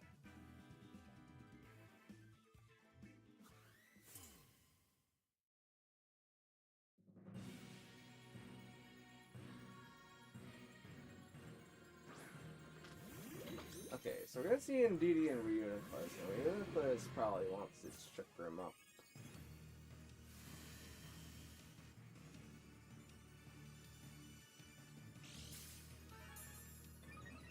Indeedy's gonna be Psychic Seed. And we're gonna go for, I think Bug Bite is better. Yeah, Bug Bite's always better. And we will go for Light Screen first, but I do want a Reflect, because I think Ursaluna will be back. Okay, we're seeing a Protect here.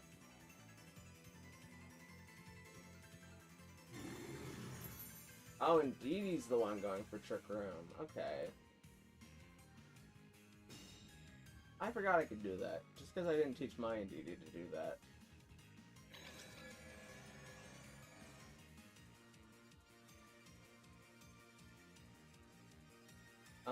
Do either of these Pokemon have fire type moves? And there's not currently a physical attacker on the field. Reuniclus might have like Mystical Fire or something crazy techy on it. I might have Expanding Force actually. I'm gonna do this.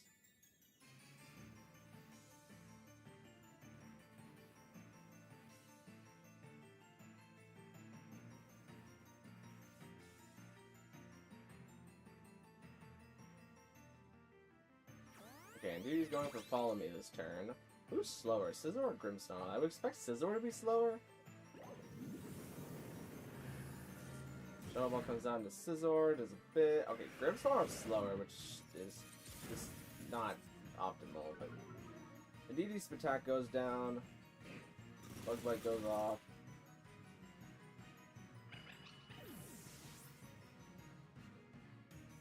So I wish I set up Reflect last turn.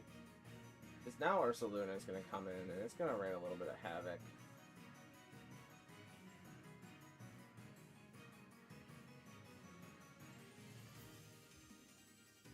Okay, Cresselia is coming in. Did not expect that one. I'm going to... I mean, do I have a reason not to... I'm going to protect Scizor and go for the Spirit Break into Cresselia. Okay, Cresselia's going for Helping Hand. What is the Helping Hand?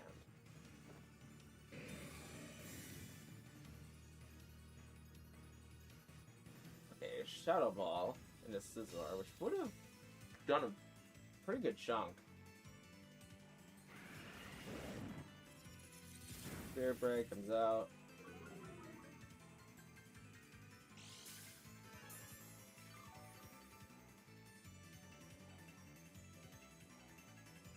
I want to keep Scizor around for later, I think. So let's do this.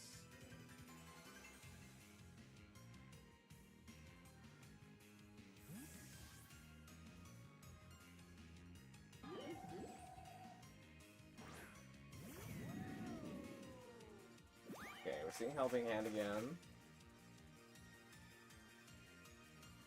Snowball comes out.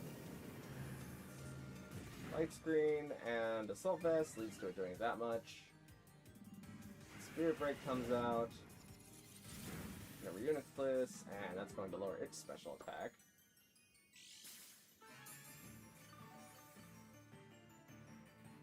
Is this the end of Trick Room? No, it's not.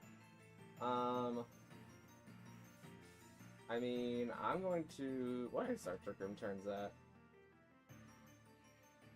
Okay, we're on the last turn of Trick Room. I don't have a way to keep it from not going up again.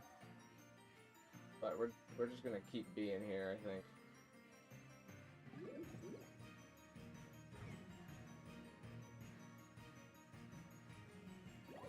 The level comes out, this will do less because it's not Helping Hand boosted, and it's Protect Drop. Caldon's defense keeps going up. Cresselia moves slower than everything else. Is it? What is it doing? Oh, it's Lunar Blessing-ing. That makes sense.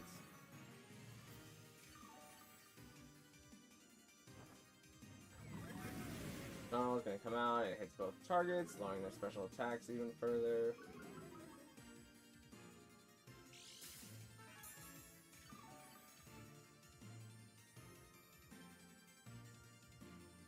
Dimensions are now returning to normal as the weirdness is now disappearing from the battlefield. And I'm going to body press here. This could be Cresselia, Trick Room, and Reuniclus Protect. But there's nothing that... Okay.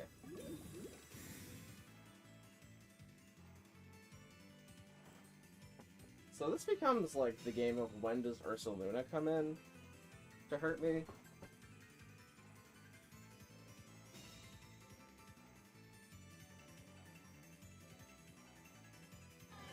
Trick Room's gonna go up again. It's fine for now. Wish I had some healing though. Cresselia is over here munching on its leftovers, and I wish I was that.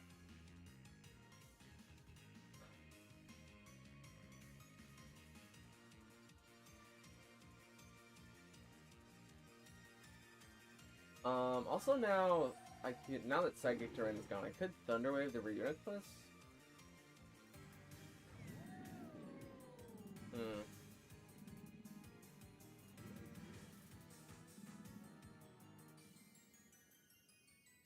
I'm just gonna keep snarling and spirit breaking.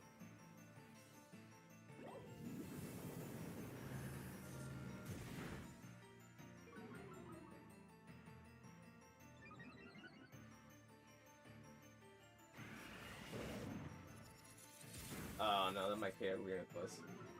Oh, I kinda didn't want that to happen. Okay, Reuniclus is gonna be alive.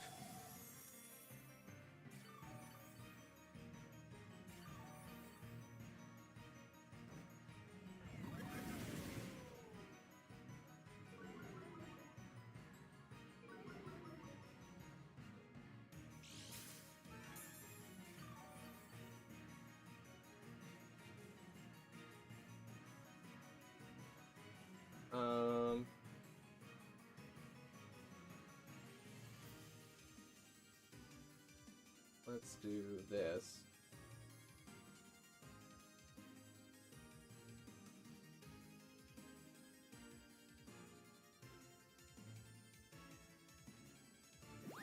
Okay, we're seeing Helping Hand come out this turn. Shadow Ball again. A crit would... Special Defense drop stinks. But a crit would be worse.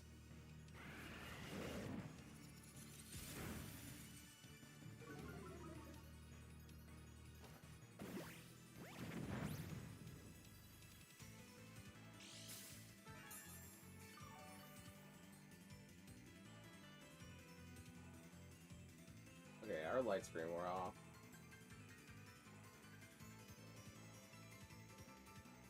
So I'm gonna sit that out.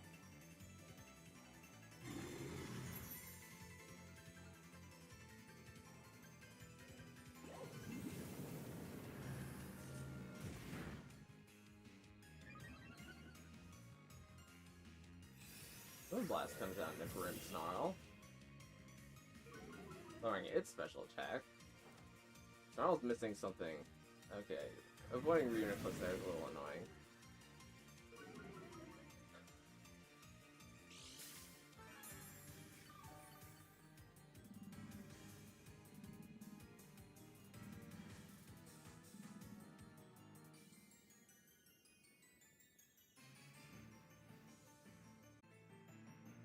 Okay, Reuniclus is being withdrawn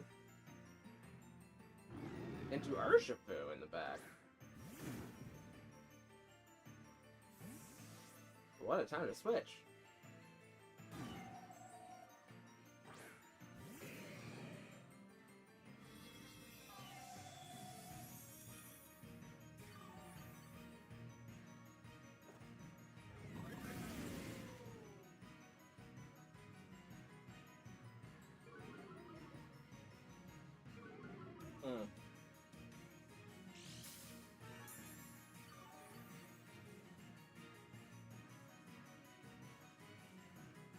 Dimension is now returned to normal.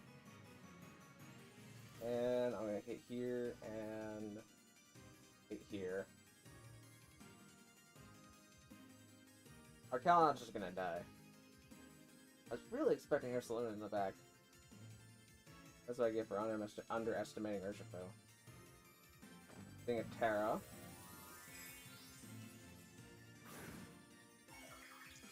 Is Urshifu into Dark?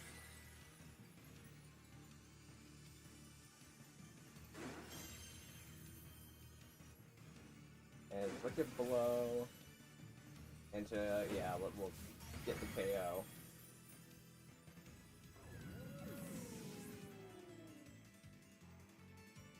When a Blessing comes out, so Synthor is slower than Cresselia.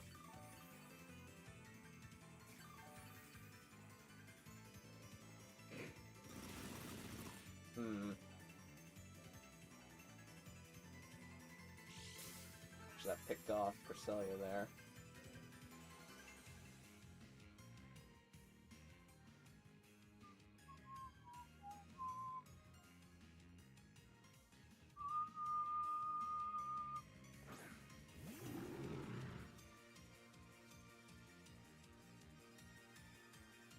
Spirit Break and I think Bullet Punch just to get off damage.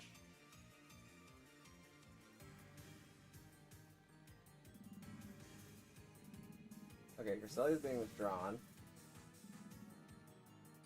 into Reuniclus.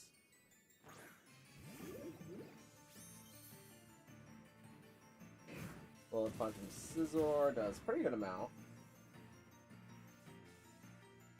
Wicked Blow, probably targeting down the Pokemon that does not quad resist it.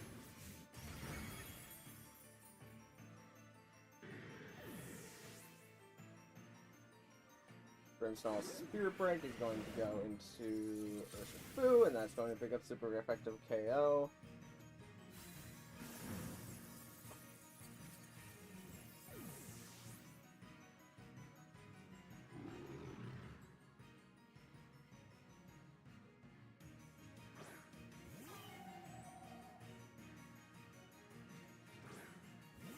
And I know Grimmsnarl is faster than both of these Pokemon because it was slower than both of them in Trick Room. So I'm going to have Grimmsnarl try and finish here, and Pelipper can finish Cresselia, because finishing Cresselia is more important because we don't want Trick Room going up again. Oh, Cresselia's faster. But why?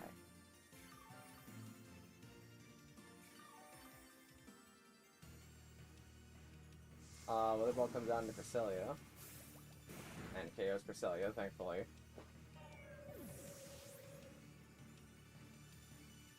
Spirit Break comes out from Grimmsnarl. And here we Reuniclus. Nearly picks up the KO, but it does get the special attack drop. As Reuniclus tries to get off Expanding Force. I thought Reuniclus was one of those Expanding Force mons. And now I think nah, I should just double. No point in being fancy.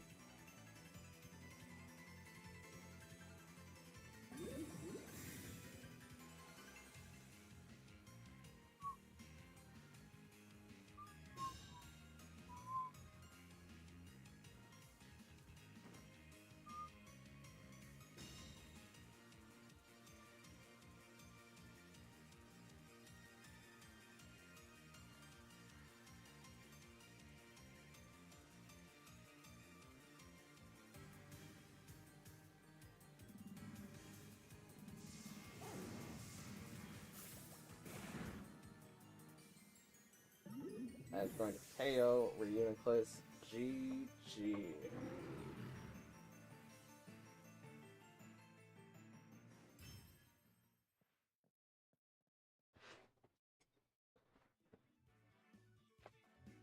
So unfortunately, because this is Cherry's technically first attempt, since the last attempt they won, they're not going to be able to get a Pokemon attempt, but they're allowed to do the last two battles if they would like to.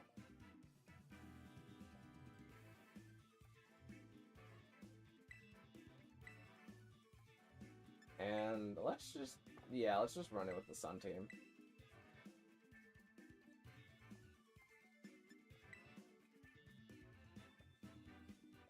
Okay, Sand team is last time.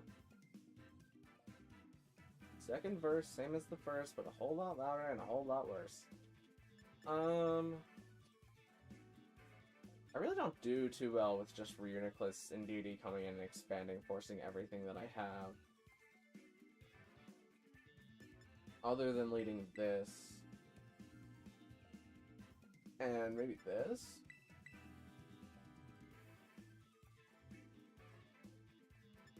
And then having this. And this in back? I don't have to overthink it, but I'm overthinking it.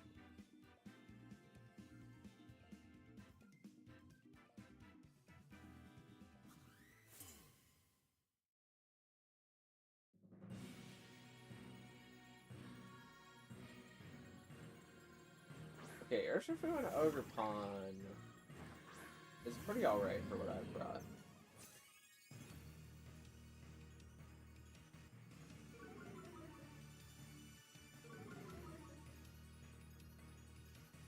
So I'm gonna fake out and protect here.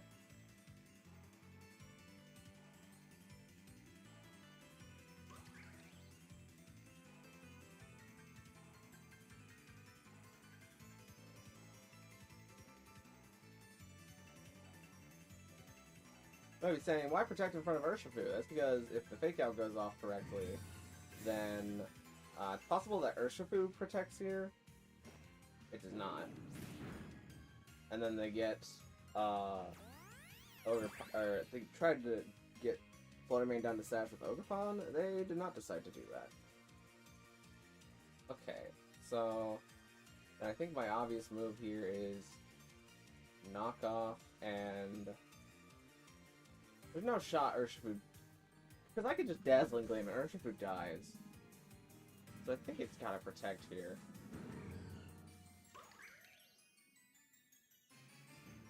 I might be overreading the situation though.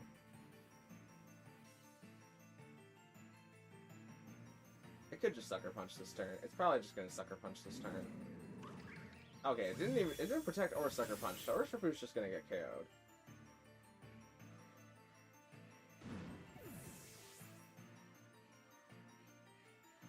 Ogerpon goes for the Formation, the Fluttermane, gets some of its health back.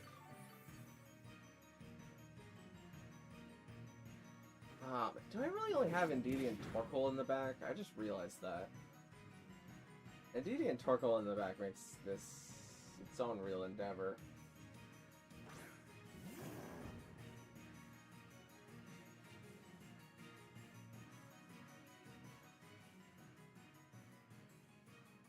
I want Incineroar to leave, and then I'm going to...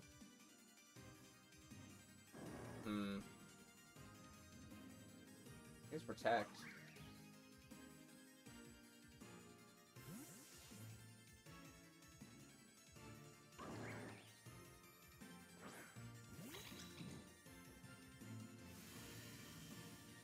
Yep, Psychic Terrain, but I don't think that's going to have any real effect in this matchup, except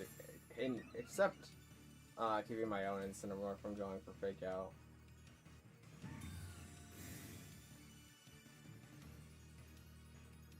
Okay, Ogerpon's got a Spiky Shield, so it's going to try to Shadow Ball this turn. And Ursaluna is going to go for Earthquake. Okay.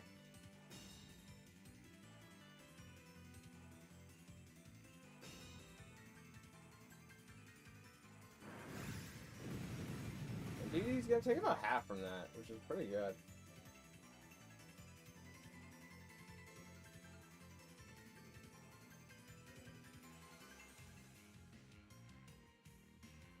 I think doing this is the most important thing.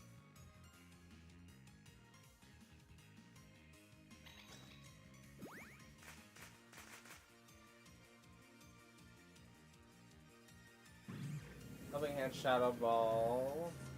Takes a KO into Ogerpon, okay. Ursaluna goes for Rock Slide instead, which does KO Fluttermane, but it does not KO Indeedee. Ursaluna takes a little bit of Burn Chip. Wish I had something other than Incineroar Torkoal here.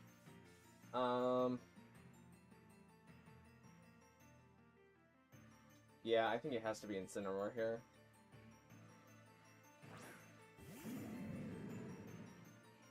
Okay, it's Reuniclus.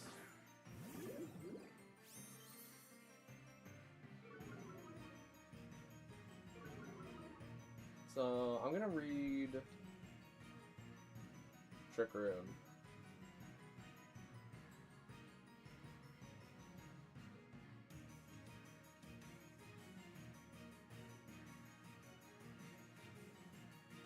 Okay, we're seeing Terra. Is this Terra Fairy Reuniclus? No, it's Terra something bear. Terra Ghost Bear. Oh.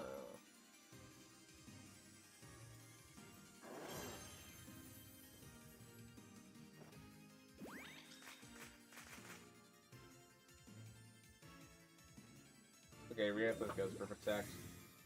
Ah, well, if I had gone for knockoff into Ursaluna, I would have had a pretty good shot of winning here, but I believe Ursaluna's going to click Earthquake, and that is going to diminish a lot of my ability to win.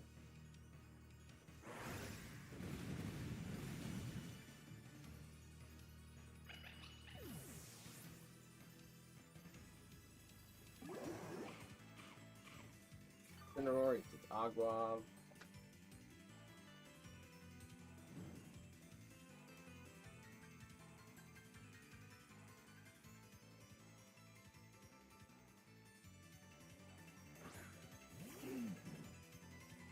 So I think I have another 50-50 here, where I can Helping Hand into Incineroar, and then we can knock off the Ursaluna, or we can knock off the Reuniclus.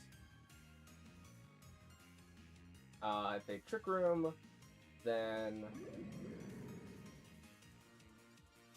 Also, I think my out is... I could Terra Grass Torkoal. It gets really bad, though, if the Helping Hand knockoff does not KO Ursaluna, which I fear it does not. So I'm going to Terra Grass anyways. And... we'll see what happens.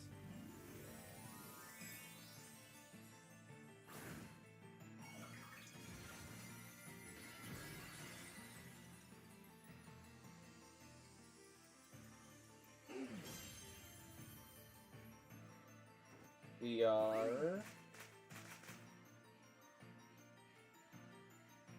seeing no protects. Knockoff does not pick up KO into Ursaluna, but it gets darned close. Earthquake hits both slots. And this is probably expanding force from Reuniclus. Yeah, I would have had it if the knockoff had picked up KO on Incineroar. Or on Ursaluna.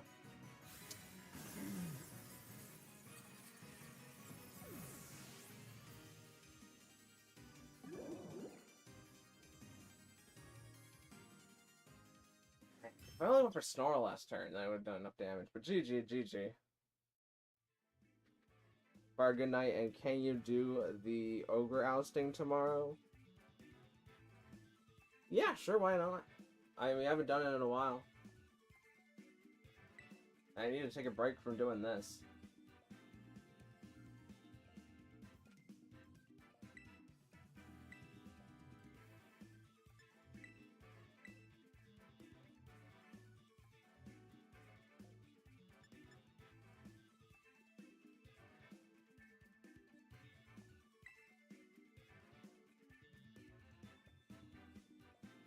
Okay, same team.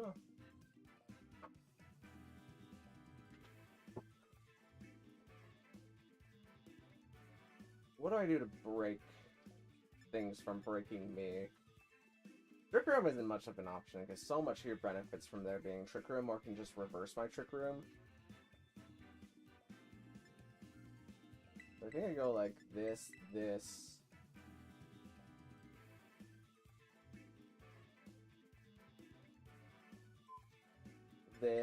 and this, I think, covers me. This is a weird lead, but I think this is a weird bring. But I've already won a game, so I don't need to worry about winning this one. I do need more Mochi. Everybody needs more Mochi. Mochi runs the world. That's why we got an entire mythical Pokemon around just Mochi. Okay.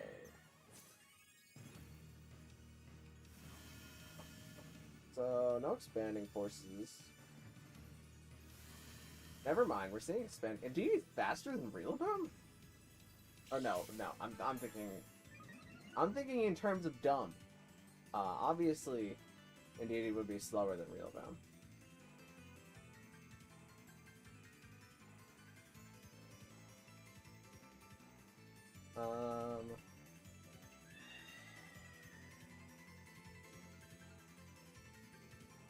Yeah, let's do that.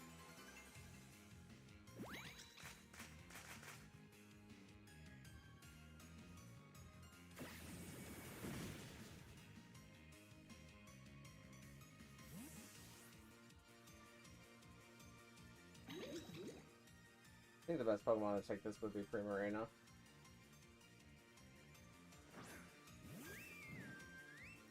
Whatever it may be. Picks up KO.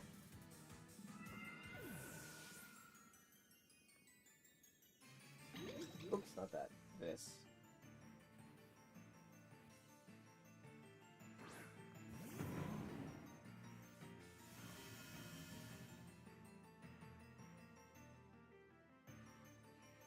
And let's do... This covers the most options.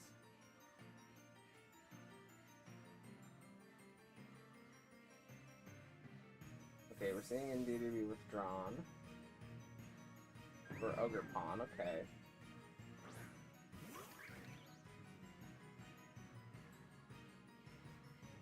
Mythicals goes for Protect.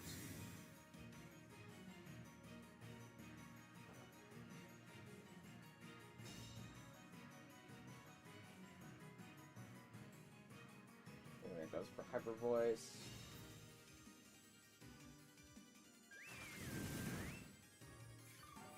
Okay, Ogerpon's gonna get a little bit of its health back.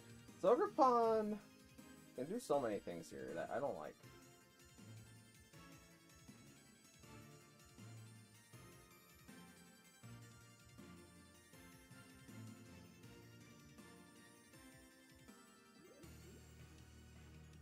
Actually, I don't even need to predict. I can do this.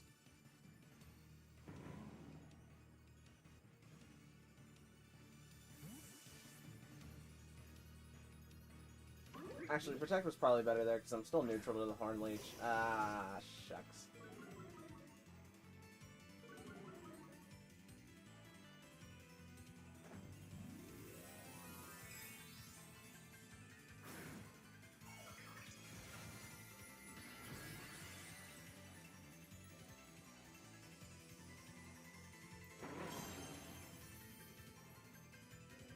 Okay, Ivy Cudgel comes on to Rillaboom. Wood Hammer comes down to Uniclus. Does nearly a KO, but damages us a lot in return. As Trick Room goes up. Okay.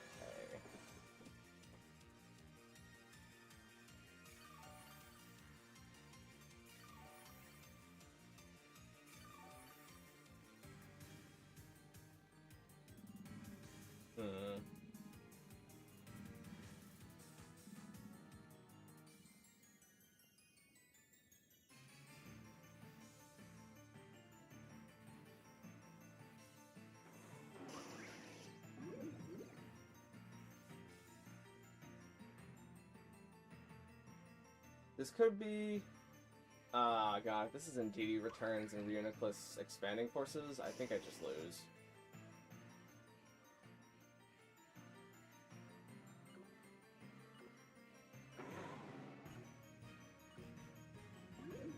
Yeah, I just lose. Good play, good play.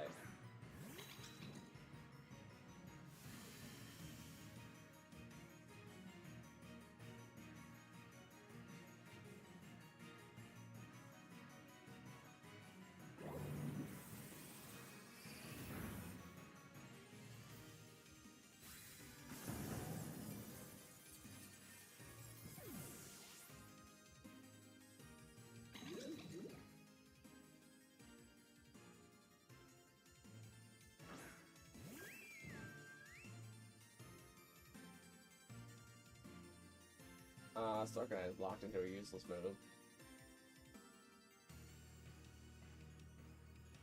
Because Helping Hand Expanding Force probably just KOs both.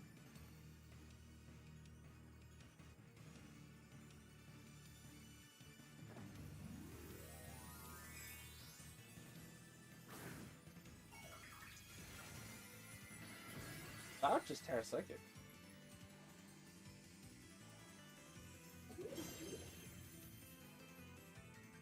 Yeah, this will make it KOs both.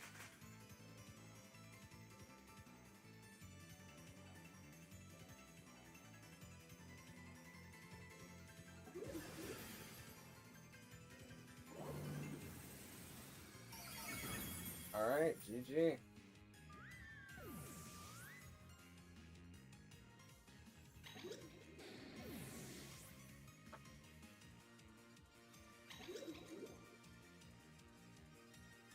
Keep that in mind for the next few sets. So I need to bring Tyranitar in that matchup every time. That's my Dark type. That helps me keep Trick Room from going up.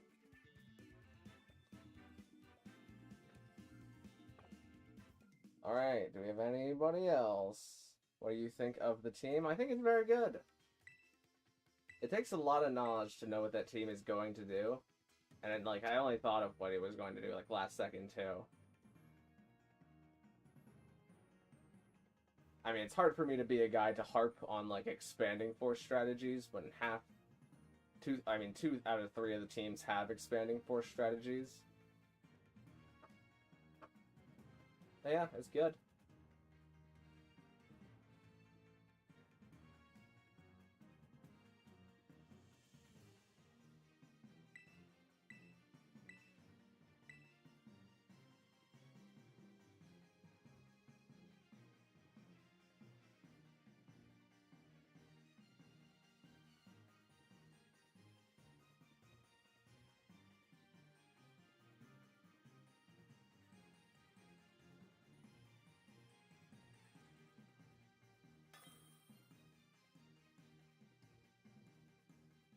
Alright, we got Christian returning to the field.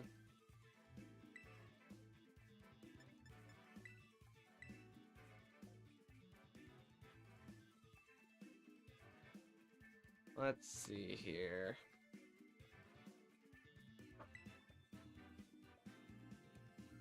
Let's go with this.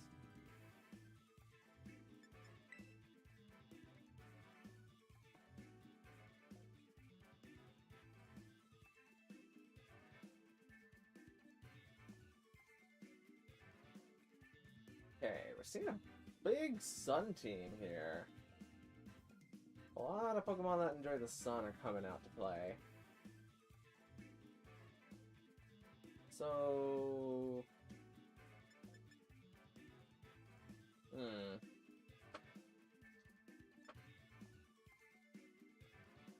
I like this, and...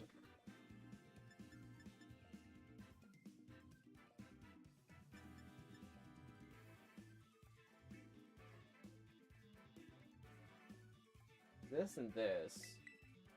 And then have... No, not... Griffstar, you can't be first. But you kind of can be, though.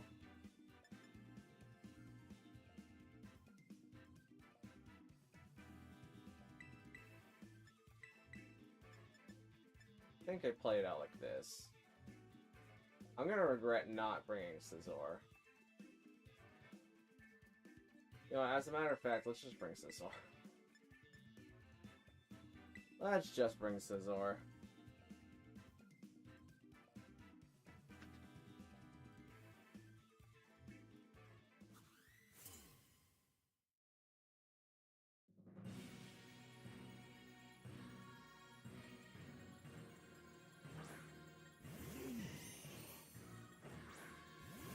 Oh, I can lead. I do a little bit. I can lead Pelipper first. Because now this happens and I'm in such a terrible position.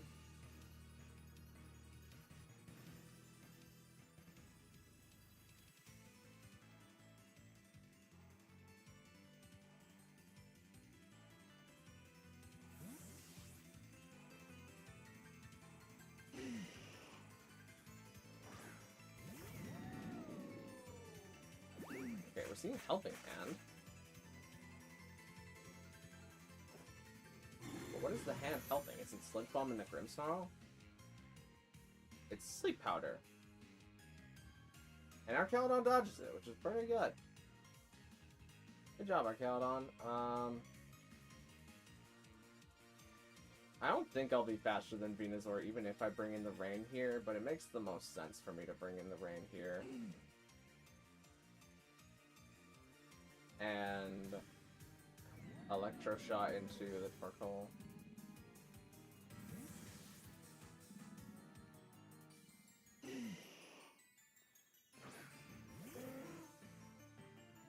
Why is the Helping Hand Sleep Powder? I misclicked? I don't know.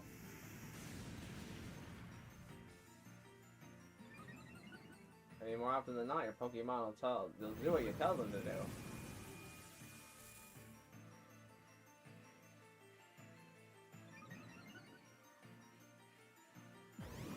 We're gonna see Electro Shock come out into Torkoal here, which gets it down about half, and Body Press comes out into Archaladon, which brings Archaladon down to about half.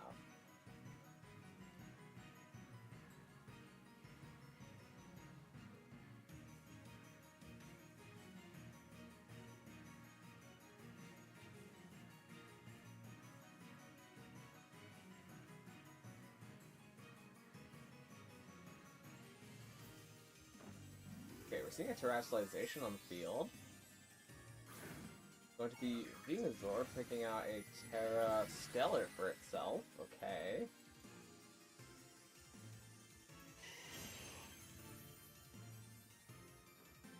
We see Helping Hand come out from Torkoal.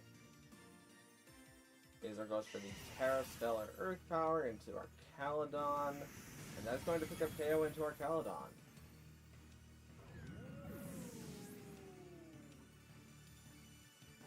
Pelipper's Hurricane comes down to Venusaur, and that is going to, in turn, KO Venusaur.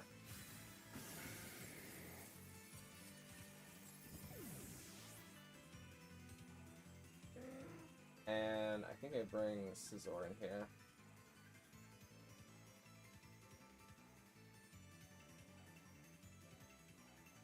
We got Newfell coming in, who is a Raging Bolt.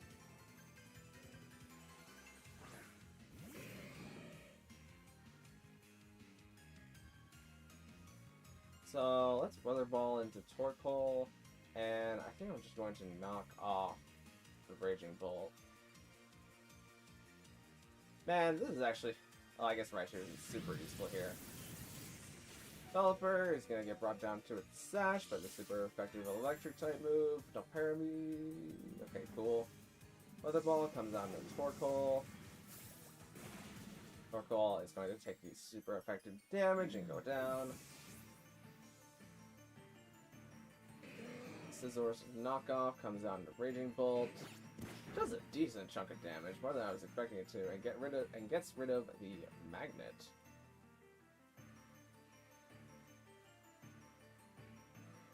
Now we're going to see Queen of the Rank Master come in, and that is going to be Fluttermane. So the way this team is comprised is, it looks like Fluttermane was going to be Specs. There's really no point in me keeping Pelipper alive, I feel like. So I'm just going to Hurricane and Bullet Punch.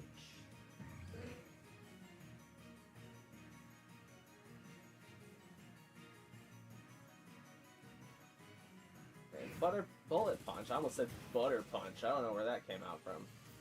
Bullet Punch comes on to Fluttermane, gets a super effective KO. Thunderbolt comes out and is going to finish off Pelipper.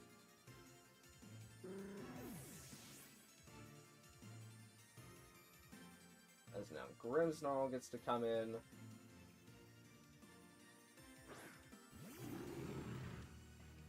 We're gonna have, I didn't say anything before with Grimmsnarl, right? Oh no, I still have a light screen.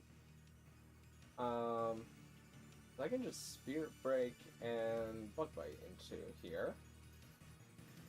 And alright, that is going to be a forfeit. GG's, GG. So now Christian needs to win both of the next 2 battles in order to take a Pokemon.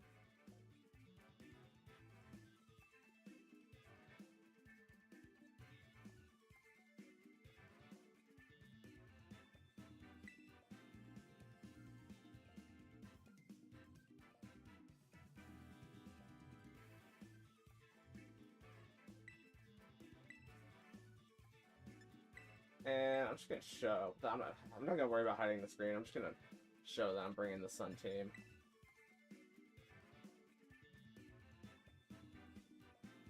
All right, you know what? They might be counter teaming me, but at this point, I don't really care.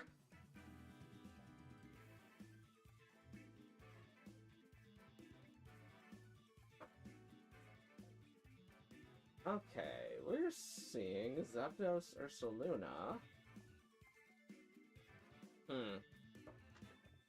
So, what I can do with that is I can do this and this.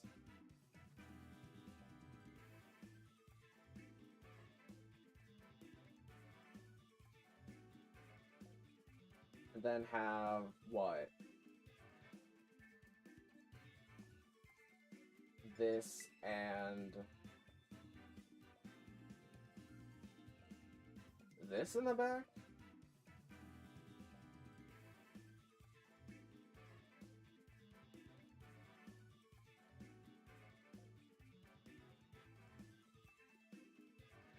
Yeah, I guess I do that.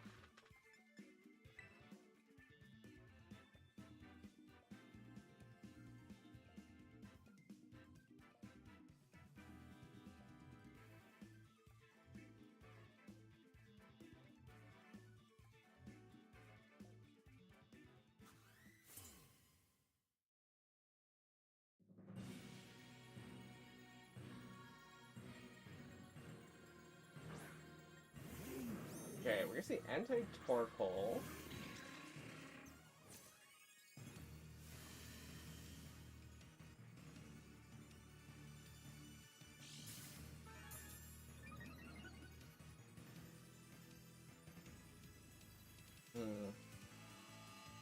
The Torkoal gives me my ability to go fast, so I think I'm just gonna Expanding Force and redirect this turn. Yeah, let's do that. Okay, we're seeing Helping Hand come out from come out into Entei from Torkoal, and DD is gonna respond with Follow Me. Exeggutor gets off the fast Expanding Force, which is not getting as much damage into the target as I would have hoped. Sacred Fire comes out into Indeedee, and it does KO Indeedee.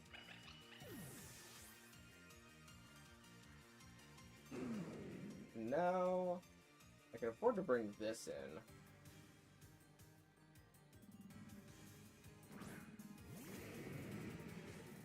And Entei could be like Terra. If it resists Expanding Force, it would be bad. But I'm going to take that risk, and I'm going to be greedy, and I'm going to try and get off my Clangoursol. Okay, Torkoal's going for Protect this turn. Expanding Force comes out.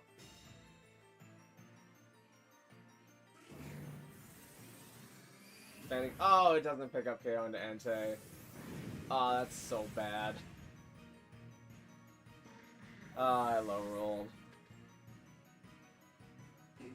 Okay, well, Kamo gets off Clangoursol, which, like, isn't the worst thing in the world.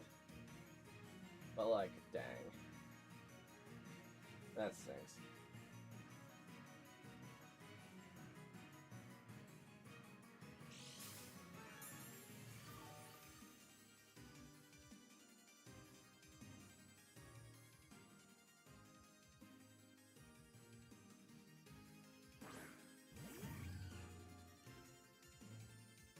How confident am I that Dazzling Gleam picks up KO into both?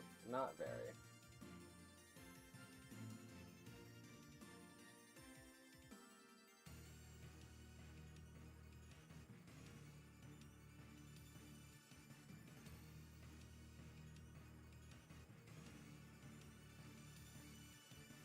Entei tries to go for extreme speed, but unfortunately combo is protected by the psychic terrain currently. The Dazzling is going to come out. Does not KO Torkoal, but it does KO Entei. Combo gets off the Aura Sphere, which is going to pick up KO into Torkoal. So now whatever's in the back can really threaten me.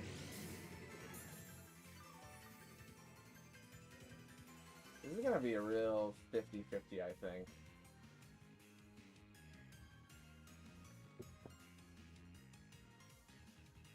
They haven't terrored yet, I haven't terrored yet.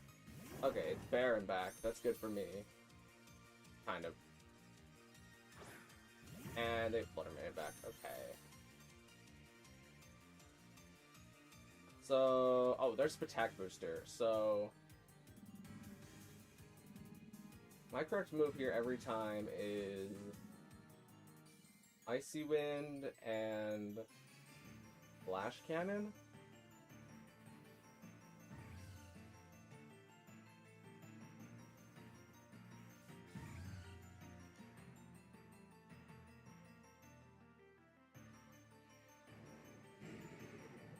Okay, we're gonna see Terra.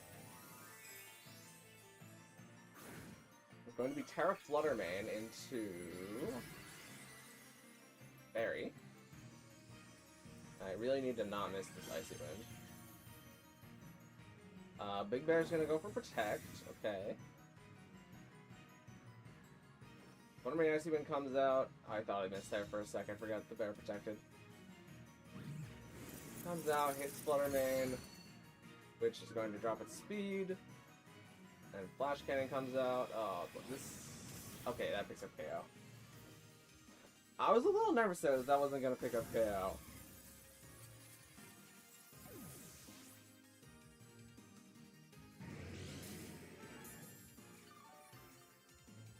I could have Terra Steeled, but then Terra Steel takes a lot of damage from Earthquake and Earthquake Protect. But yeah, I think that was just calling the 50-50 correctly.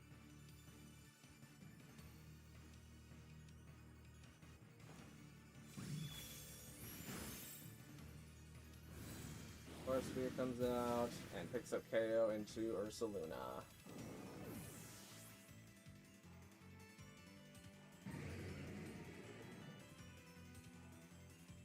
Alright, so Christian, unfortunately you cannot get a Pokemon in this attempt. However, you do have one battle left if you would like to do it.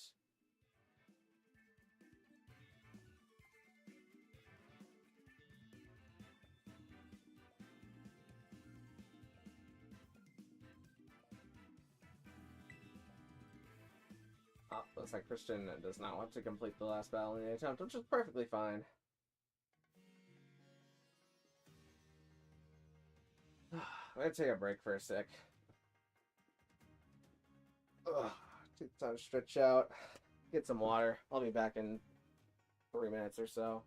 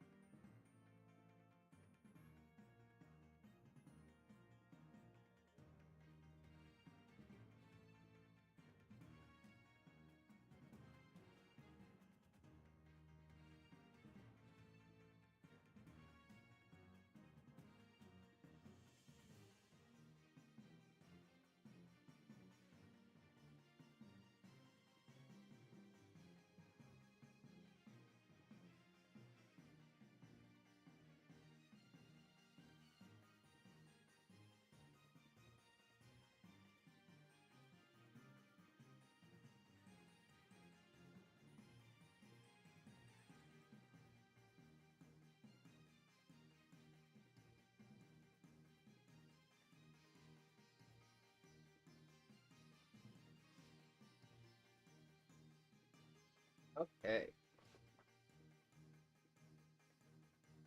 Just wanted to speed up so I can have another attempt soon. I mean, fair enough.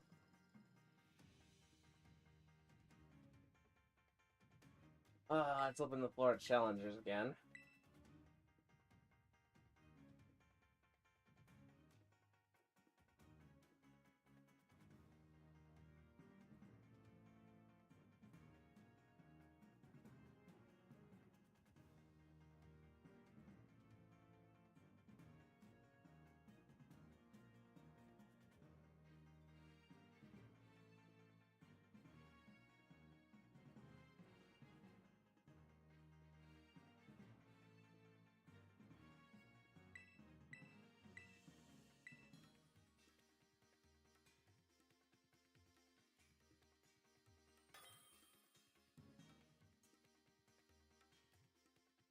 Alright, we got Sherry back at it again.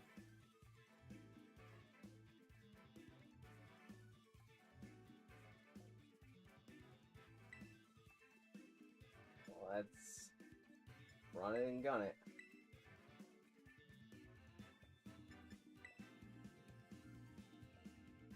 Okay.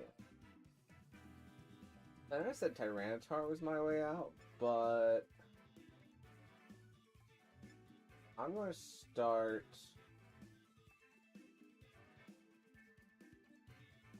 Arcanine, Tyranitar. Nah. Let's not reveal all the goods yet.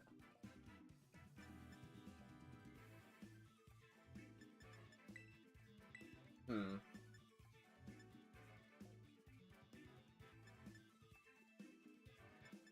think I start this, have this, and... Oh, but then I'm not bringing Tyranitar.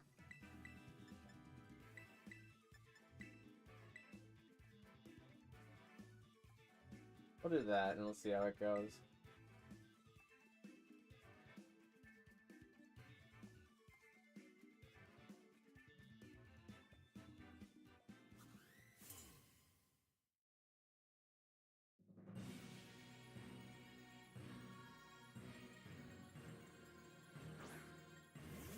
Okay, we're seeing Big Bear and Cresselia start.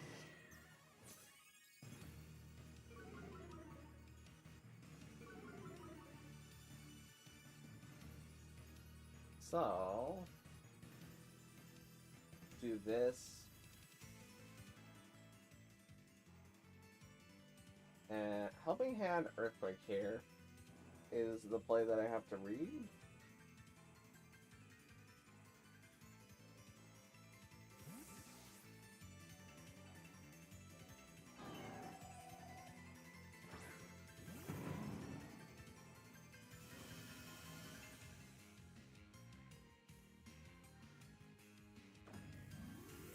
And terrestrialization from a Big Bear into Big Ghost.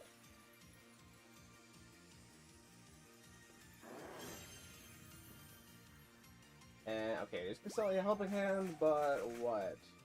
Not got guts boosted right now. Hatterene flinches. That's a bit unfortunate, but it makes the situation a lot more dealable.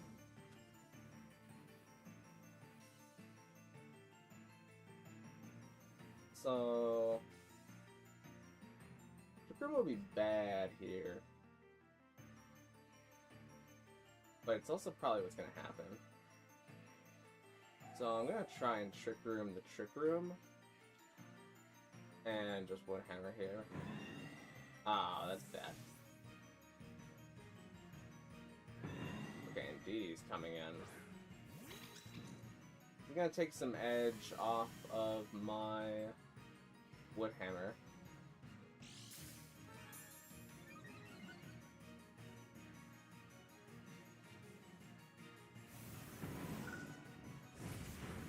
Edge off.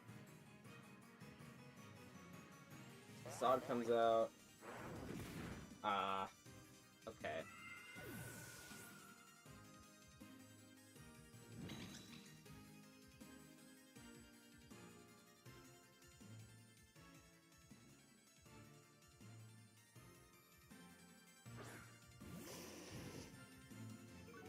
Ursaluna is now neutral, but neutral Ursaluna is still a lot to deal with.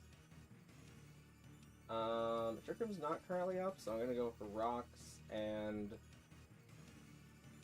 Wood Hammer. This could be Trick Room, actually. I'm gonna go for the Rock Slide and U-turn.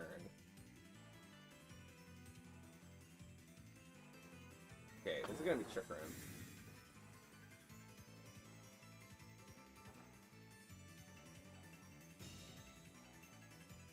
If it goes up, it's gonna be Trick Room.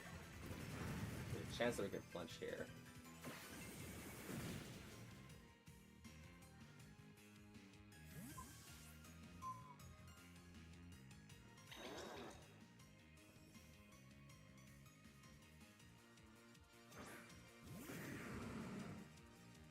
Dance Stream's gonna go up, and the Trick Room comes out.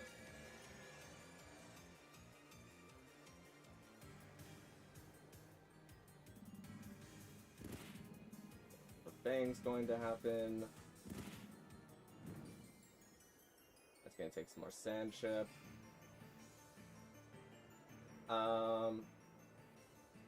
So I have to swap in Real Boom here, and if this is Headlong Rush, I'm in a pretty bad spot.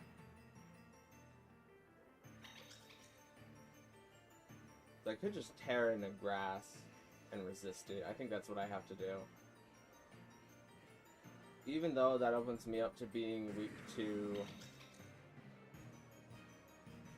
I could just protect. I think I'm gonna Terra Grass. This does open me up to being weak to...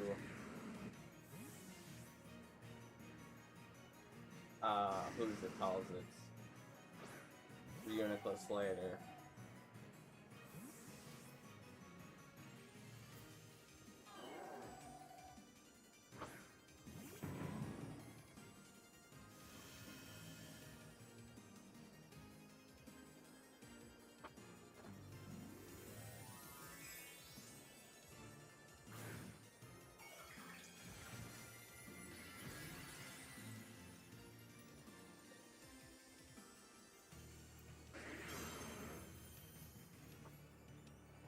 Okay, Ursula does go for Earthquake.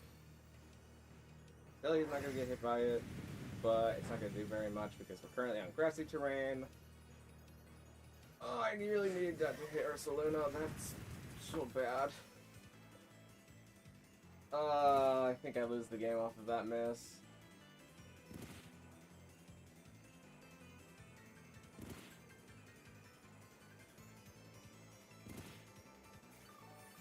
That stinks. I'm back. Well, welcome back, Giant Kill Edits.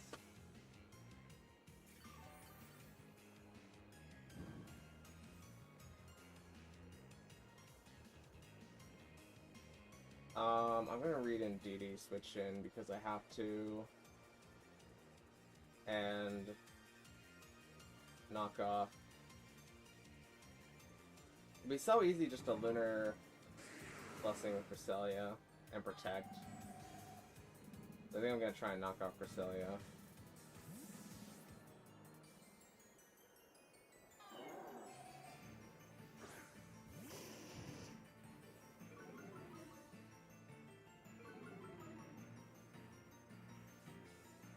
Okay, Rock Slide comes out. Can I not get flinch, please?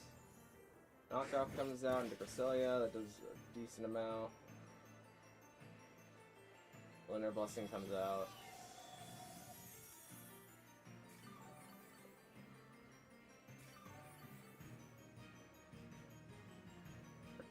Burn is cured.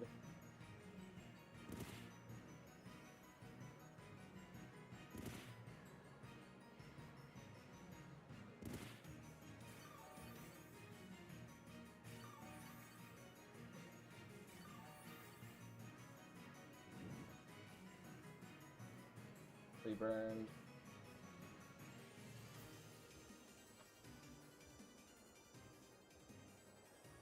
Trick Room is still up for so long.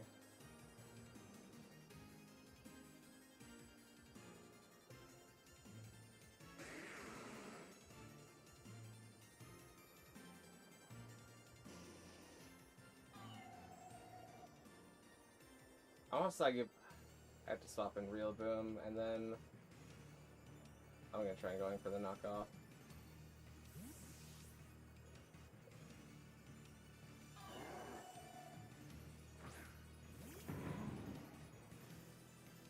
Okay, Helping Hand. Facade does nearly a KO. But now I finally get to KO Ursaluna at least.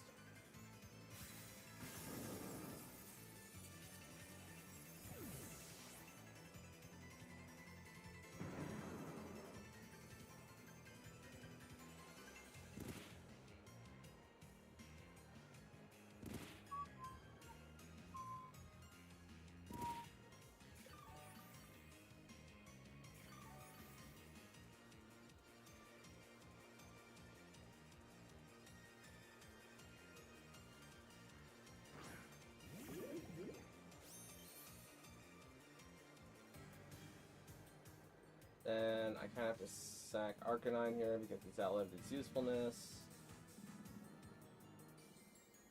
Okay, a crazy play there would have been double Trick Room, but I don't think we're quite there yet. A Psychic Surge comes out.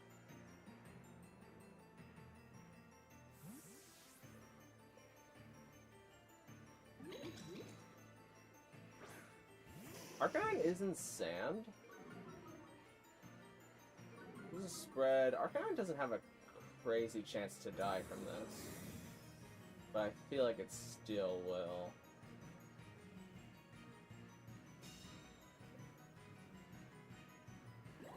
Arcanine, can you be a homie, please?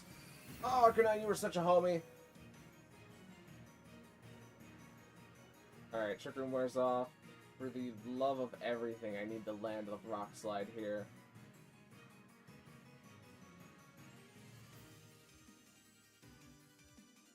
Come on, missing a Rock Slide is what got me into this point. Now I need landing both the Rock Slides to get me out.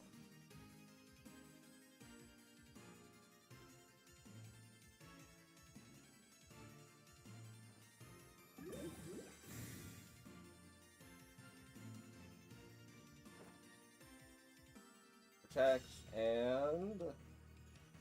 Okay, land it.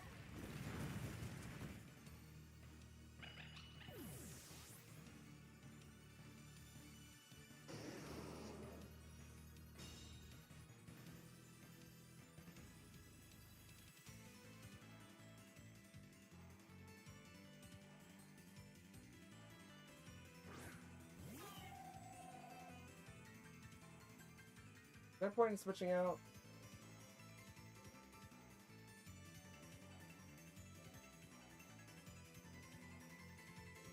I don't think so. I think the Cresselia was faster than me, right?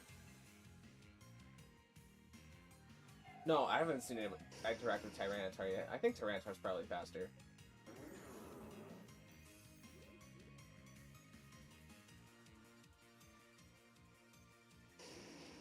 So, I might be making the worst play of my career. But I'm going to do this.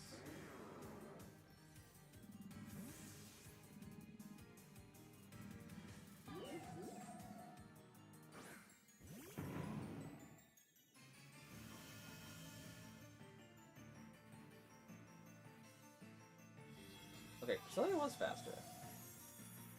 Let's let her blessing a bit. Tyranitar's faster in Reuniclus though, and Knockoff gets to pick up the KO on that.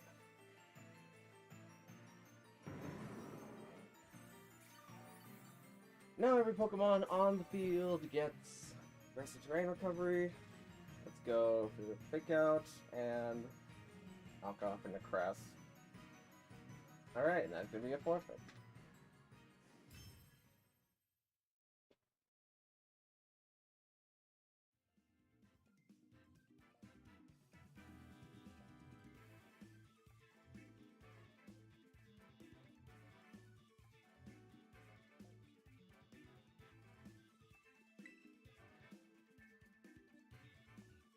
Alright, so Cherry has to win the next 2 battles in order to get a Pokemon.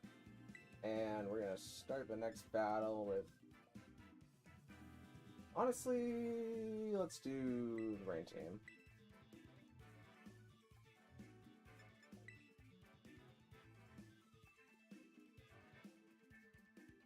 Okay, I'm gonna start Scizor. And...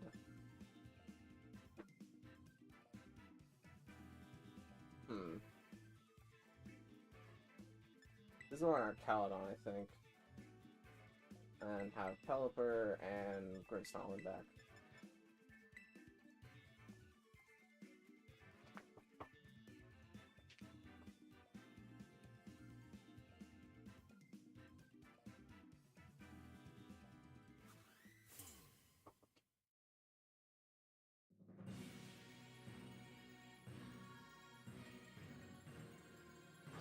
Okay, Unicliffe and DD lead.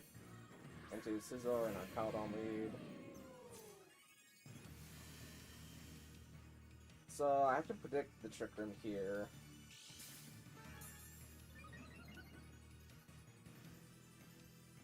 Kind of.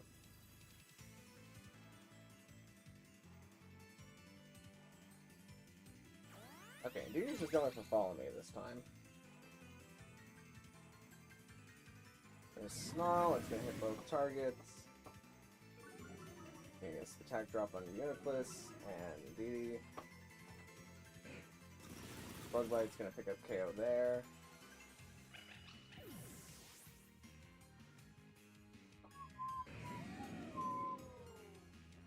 As for Unicliffe, gets off the Trick Room. And now Big Bear comes in.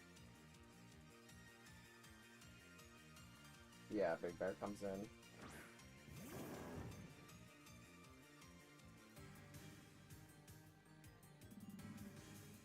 I think I'm most comfortable with I think this is going to be Headlong Rush into our Caledon, and then the Unicliffe is going to do something. So I think I'm going to rip the Terra Flying here. And just go Snarl.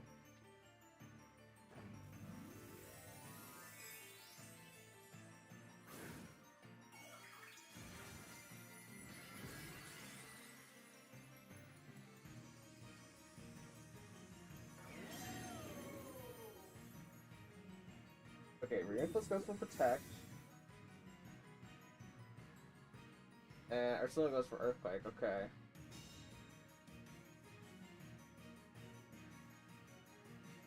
It doesn't affect our Caledon. Scizor's gonna take some, it's a lot of damage, Scizor. But most importantly, we're gonna get the knockoff on Ursaluna, which means that it's not going to be getting its guts boost this game.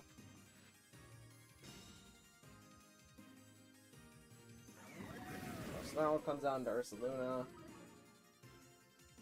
And this could be Facade. I think I do Protect and swap into Grimmsnarl.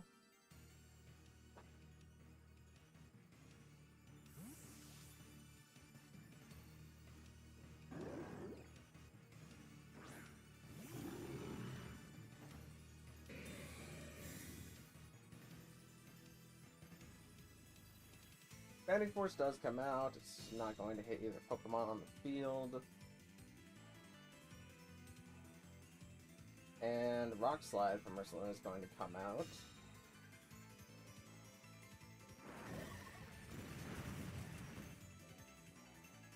And right now I think it is the most important for me to Bug Bite and Collect.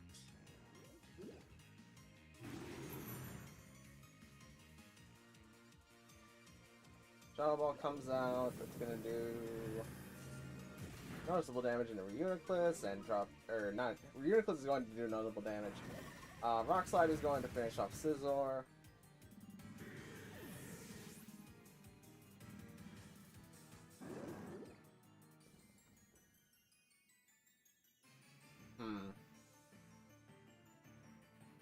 I wish I could see how many Trick Room turns are left. Let's swap in Pelipper here. This might be the wrong play.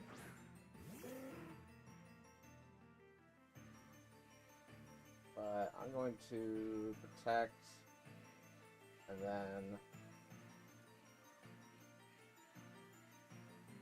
light screen. Nah, I should just wide guard and then light screen. Okay, the Uniclus is leaving for Urshifu.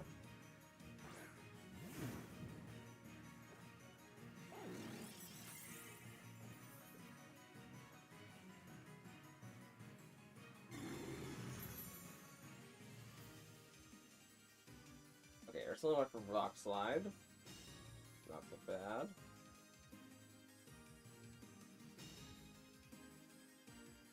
And now Trick Room's gonna wear off? Yeah, Twisted Dimensions return to normal.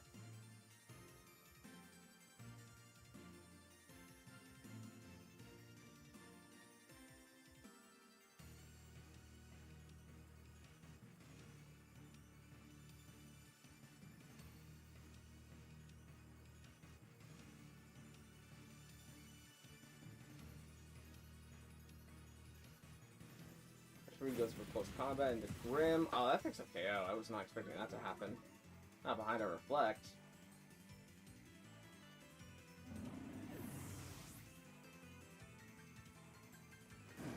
Third game from Pelipper comes out. That brings Urshifu down to Sash.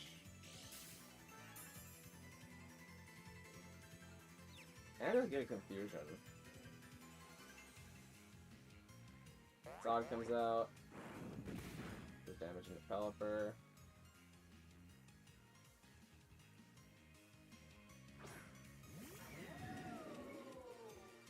This is probably Wicked Blow. I can't really stop that.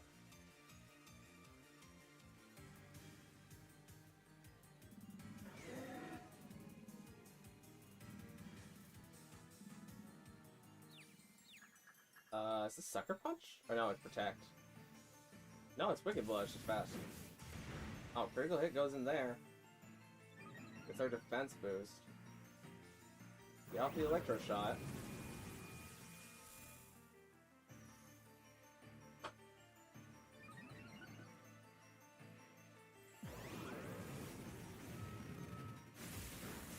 Okay, Urshifu.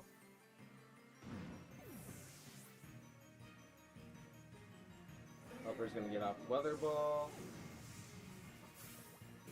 Okay, KO Ursaluna.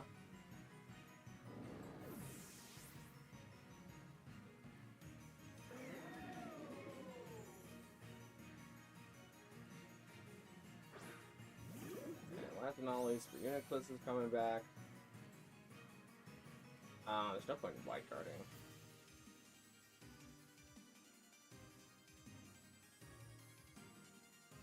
I think I should be electro-shotting.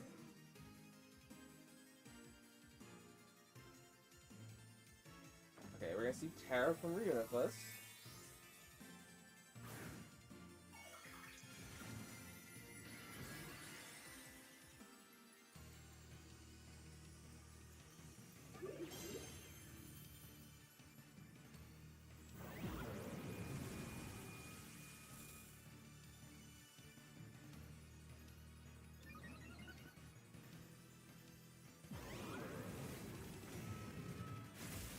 That nearly KOs Uniclus, and the Hurricane is probably going to finish off the job here. But GG's, Cherry, GG's.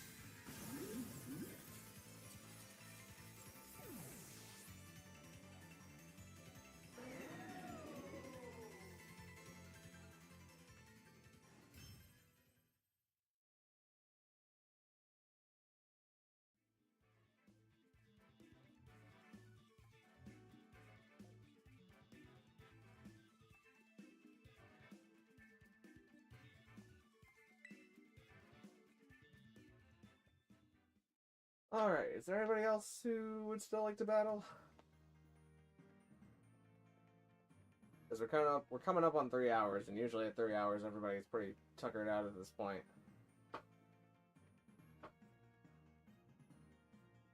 gonna take any requests for anybody who would still like to battle. We're gonna need to spend some more time on this team. Fair enough. I think if I could change one thing, it's that you do have 3 psychic types, which is a little it's a little hard to deal with.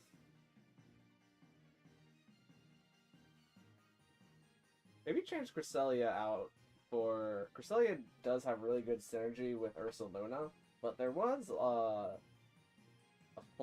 Terra Flying Porygon team, Porygon 2 team, that did really well at an event not too long ago. Me? Alright, Giant Kill Edits. I'll start searching. Does anybody else speak now or forever hold your peace? Because I'll end after I battle Giant Kill Edits, and I won't accept any more challengers unless anybody says that they want to battle right here, right now.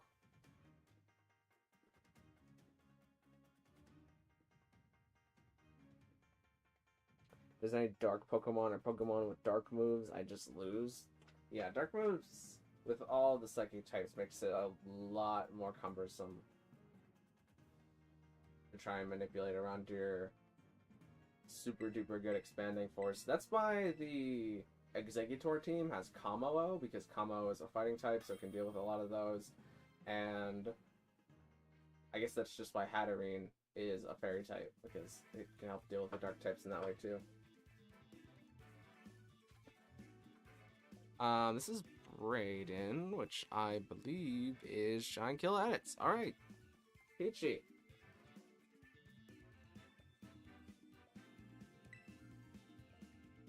I'll have my screen for this one. Let's go around the bend. And I'm gonna pick these guys.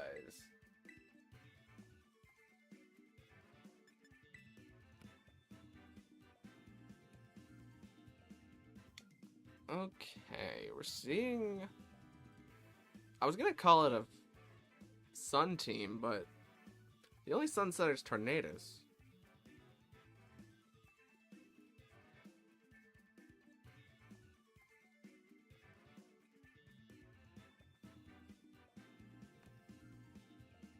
Can Grasscat learn Triple Axle? I think it did get access to that. I don't know. Get the TM and see what happens. I'm pretty sure it does. I don't know how to fight this. I think I have to lead the Zor Raichu?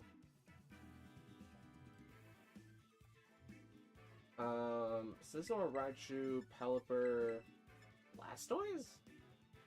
Is this a Blastoise game?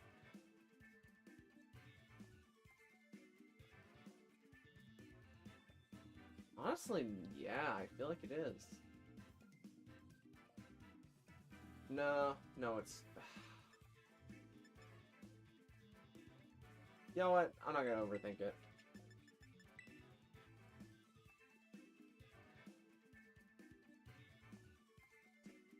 I was originally thinking on Ursaluna Blood Moon, but I didn't want to use anything I used before. That's fair. I mean, I think Ursaluna Blood Moon is very good, but I don't think it's necessarily the answer.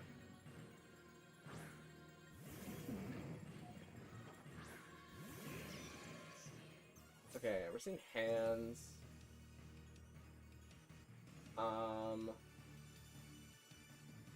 What do I do to hands?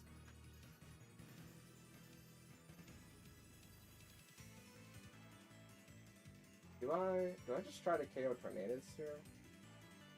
I think I'm gonna protect and then try to Thunder into Tornadus.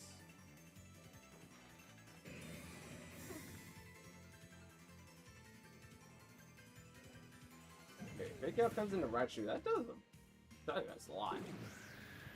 Raichu, I really need you to land this, bud.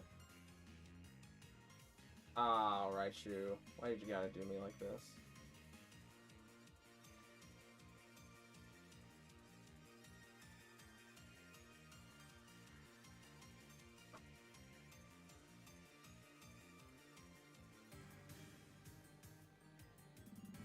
Tornadus is being withdrawn, but for what?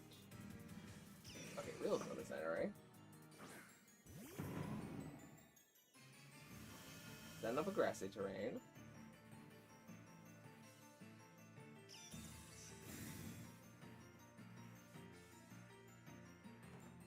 So we're gonna bullet punch into Real Boom for a semi-notable amount of damage.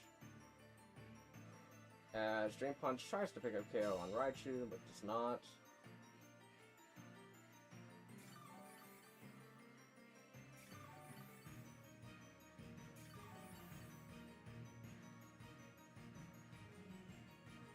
This is probably Fake Out and then try to KO Raichu. So I'm gonna swap in Pelipper.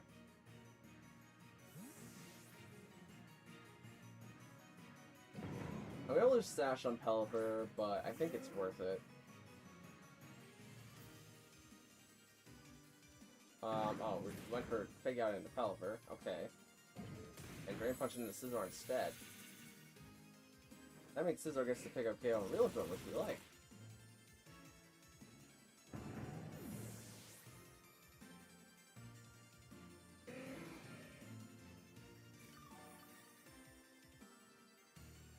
Unfortunately, Pelipper is currently off the ground.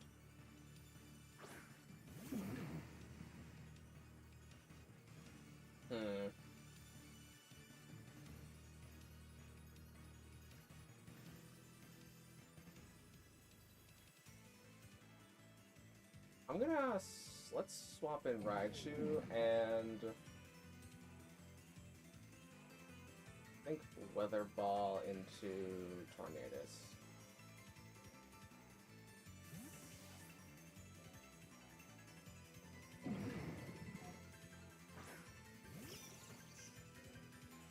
Liquid Storm comes out, and Wild Charge tries to come out, but Raichu catches it. Raichu gets the Lightning Rod. Weather Ball comes out into Tornadus. Does a pretty good amount of damage. The opposing team's Tailwind is now petered out.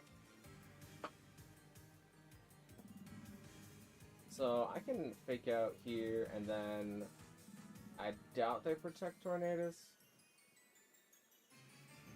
So I'm going to try and KO Tornadus.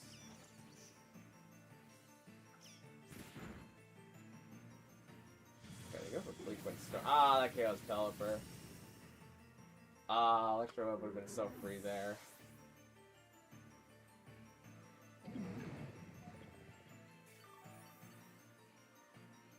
Okay, now I'm in a weird spot.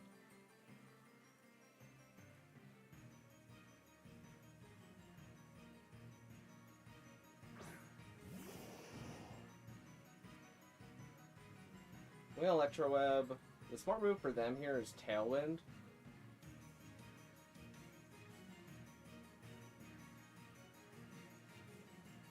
Okay, they didn't Tailwind, because they think that they're faster than Raichu, but they're not faster than Raichu.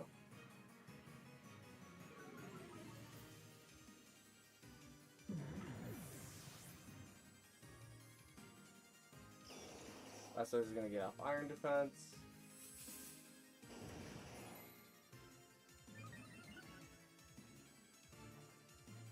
Drain Punch is going to KO Raichu.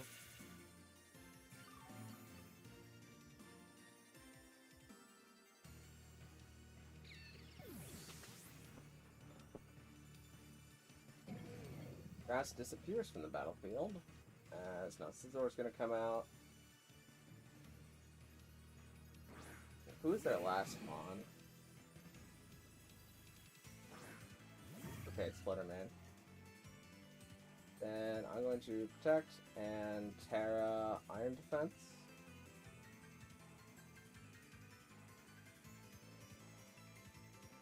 So like, Flutterman, unless it's going for a crazy read, should Protect unless it wants to get Bullet Punched. But I think it's a bit of a 50-50. My opponent used it against me? Oh yeah, that means Meowscarada can definitely learn it.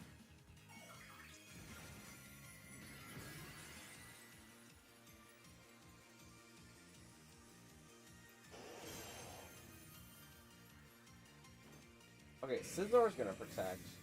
Well, Fluttermane is not. Fluttermane went for the crazy read here. To the Thunderbolt. And that's gonna paralyze Blastoise. That stinks. That means we're slower and we're gonna take something here. The Iron Defense. Rain is now stopped, which is just gonna weaken Blastoise's recovery even more.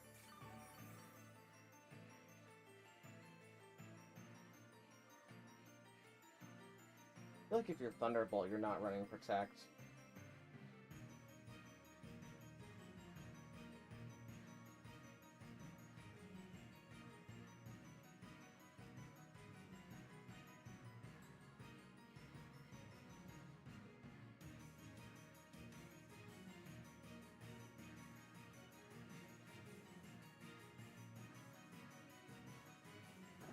Okay, we're seeing a Terrestrialization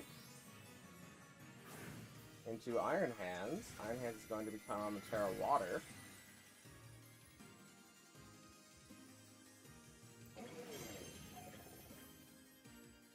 Scizor goes for Bullet Punch into Fluttermane. The Fluttermane gets KO'd.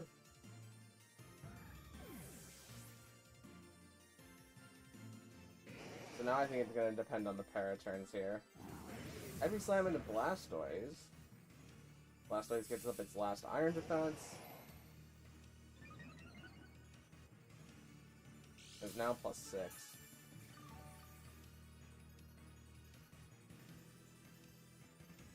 So let's go for the knockoff to get whatever this might be holding, and I'm going to protect.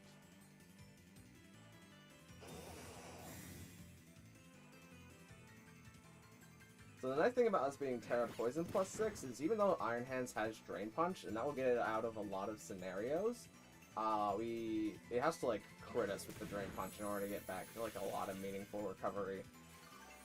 Which means that with our body presses, we should be beating the Iron Hands as long as we don't get paralyzed too many times.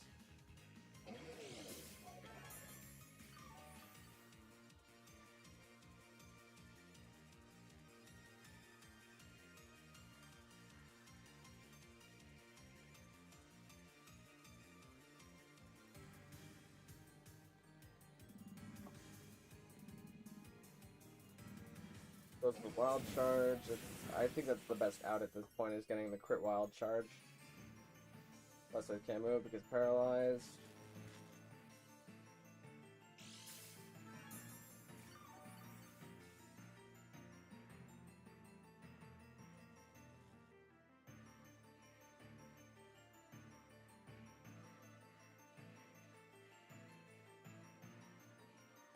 Wild Charge comes out, doesn't get the crit.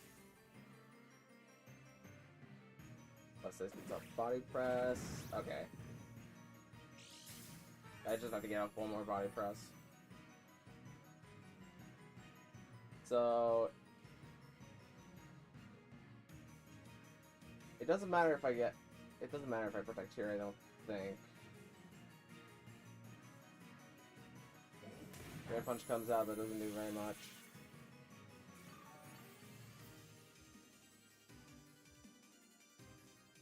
This can't move.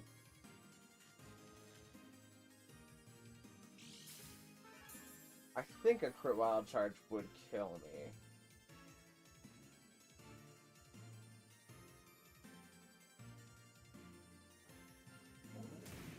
A crit Drain Punch will not. However, if I get paralyzed too many times, and they just Drain Punch all the way back up to living another Body Press. Okay, there's the Body Press.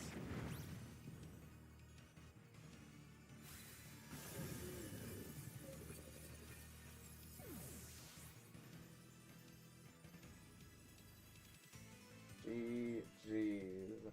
That was... Which game was that? I'm too tired to remember which game that was. I think that was the...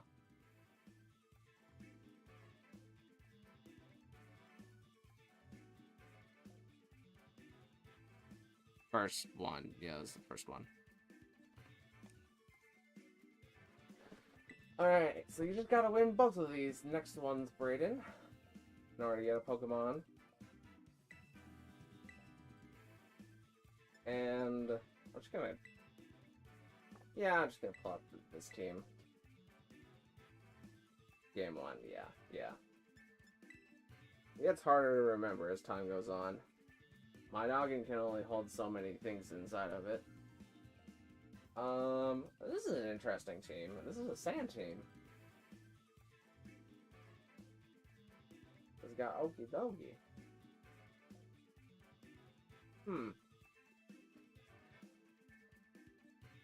So, I think I lead this and this. And then have this and this in the back. No, and this in the back. I should have the ability to change the weather.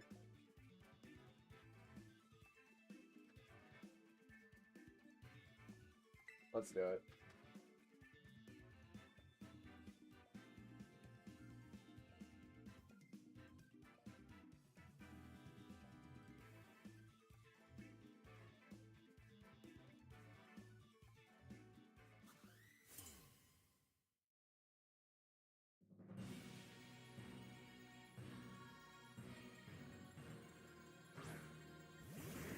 Okay, this is like temperate good for my lead. Is this clear amulet Tyranitar? No, it's not. Neither of them are clear amulet. So I'm gonna try and get off the Clangristle, and I'm gonna fake out the Excadrill, which might go terribly.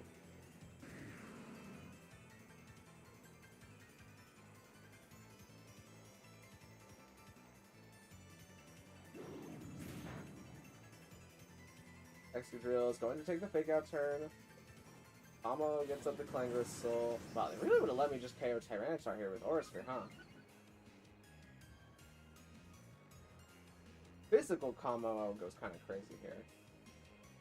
They're gonna just Drain Punch everything. Or Body Press it all. Rock Slide comes out. It's putting meaningful damage. Buffet by Sandstorm. Oh, but Combo is not buffeted by Sandstorm because it's Overcoat. This is like the one time the Overcoats come up. That's awesome.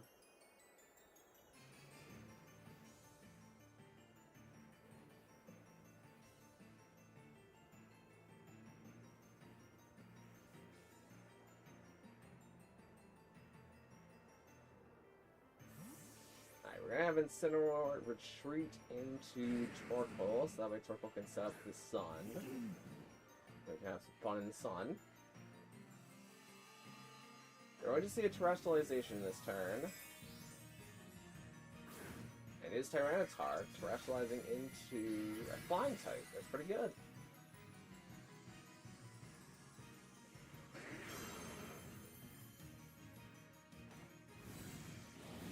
Aurasphere goes into Tyranitar, but doesn't do too much damage because it resisted. Earthquake comes out from Excadrill, and now the Tyranitar's in the air, it's not going to take any damage. And Rock Slide comes out. Okay.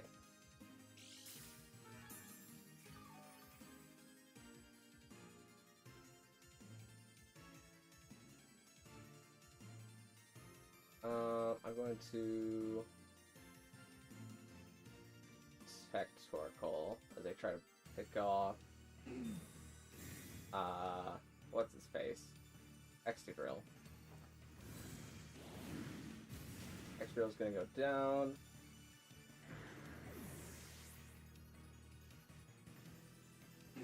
Rock Slide's going to come out. Rock Slide gonna do a bit of damage into combo.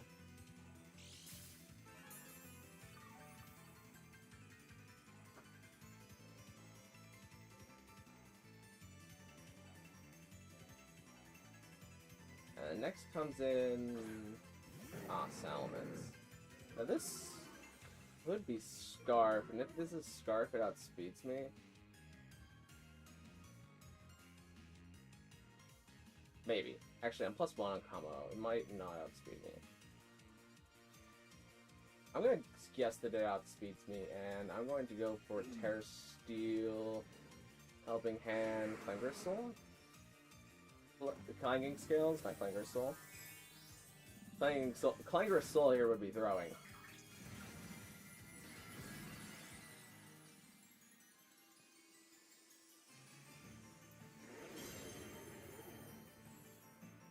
Torko's gonna get off Helping Hand. And, okay, it's not Scarf's Elements, but Tyranitar lives.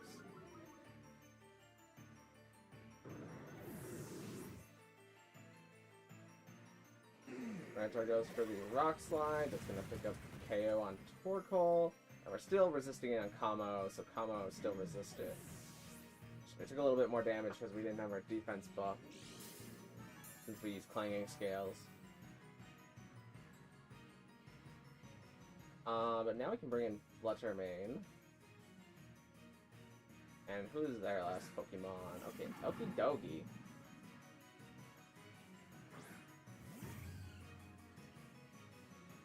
And I don't think there's anything better that I could do than just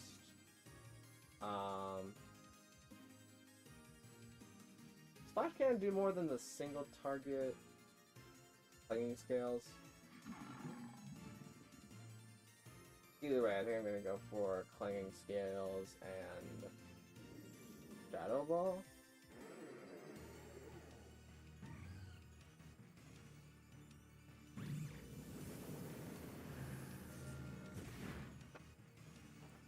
Clanging Scales comes out, gonna pick off Tyranitar.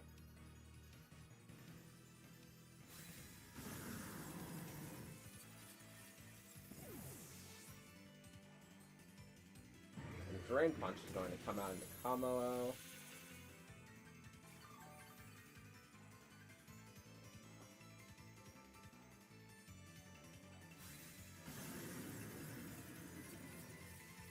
Going to KO Kamo. And I thought I still had Torkoal. Oh, this is not great. Because now I activate Okidoki's Guard Dog, which is going to increase its attack instead of decreasing it like I would like to with Intimidate. Let's go for the Fake Out and single target Dazzling Gleam.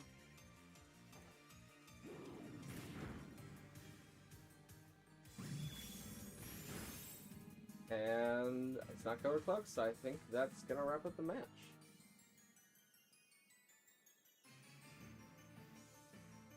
Go for Knockoff and Gleam.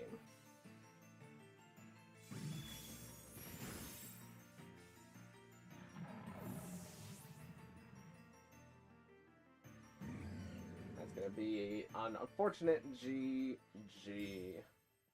Brandon, you cannot get a Pokemon in this attempt because that is 2 losses, but you are more than welcome to do the third match as always.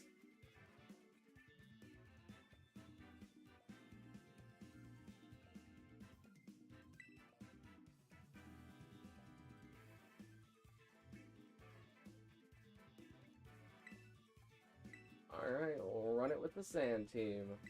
I call it a Sand Team, but it's really more just 2 Pokemon that benefit from Sand and Trick Room. Okay.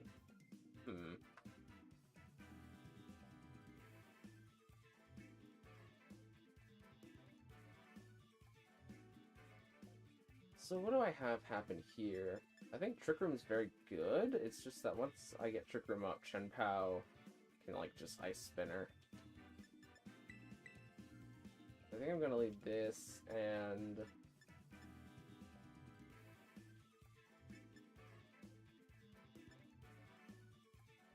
I don't know. This and this to begin, and then have this and this. And I don't have to overthink this since I already won the first 2, so I'm just gonna run it with this.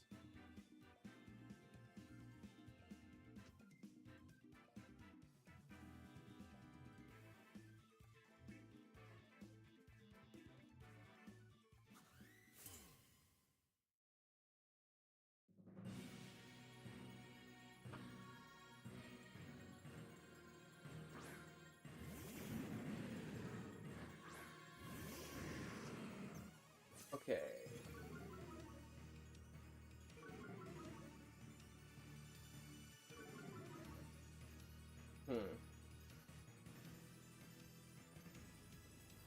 This is interesting. We have Water Urshifu and we have Incineroar on the field.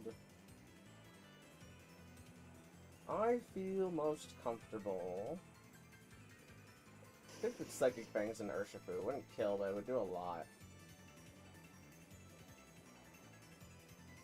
Especially not while intimidated. They definitely won't kill while intimidated.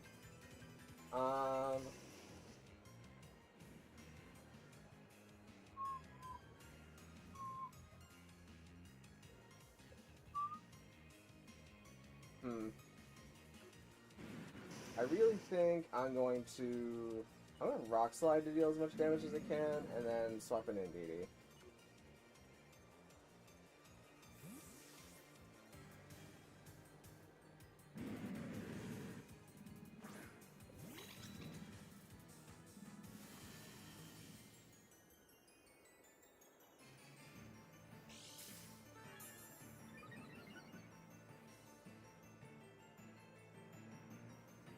Incineroar tries to go for Fake Out, but doesn't get it because of the Indeedee switch in. And Arcanine gets off Rock Slide, which is going to do a slight bit into both Pokemon on the field. And Urshifu does go for Surging Strikes. Okay. A singular Surging Strike, actually, not multiple Surging Strikes.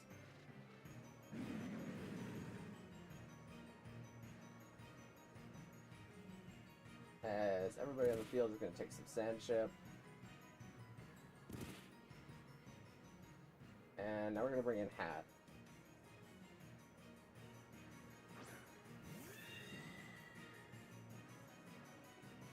And we're going to try and get Trick Room and Redirection.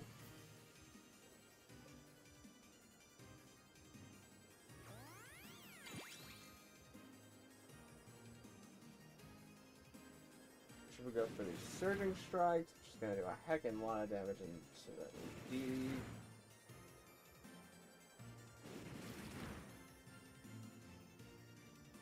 Want to hit 3 times, and Incineroar is going to go for Knockoff, which is going to KO Indeedee.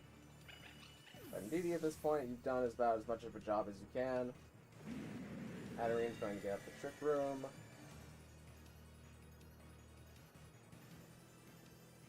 And everybody's going to take Sand Chip. And now Tyranitar comes in.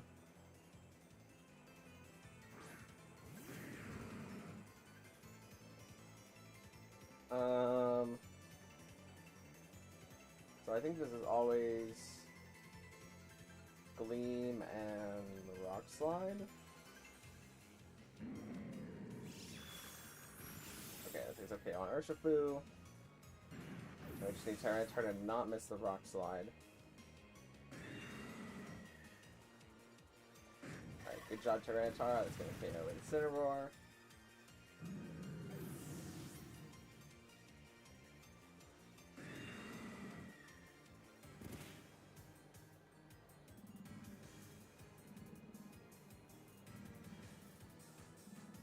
And now we're going to see Raging Bolt. And Flutter Mane, okay. Then I'm going to do a quick Expanding Force, and it does me the best to Terra Grass here, right? Or I don't remember if Flutter Mane activated a booster energy. That would knock it off.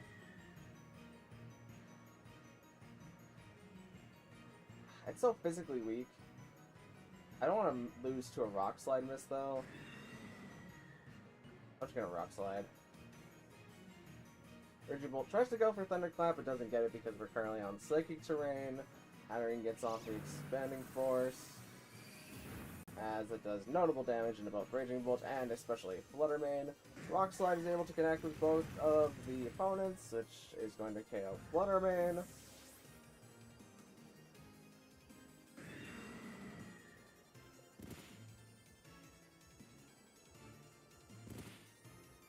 And I think that is going to wrap up our game here.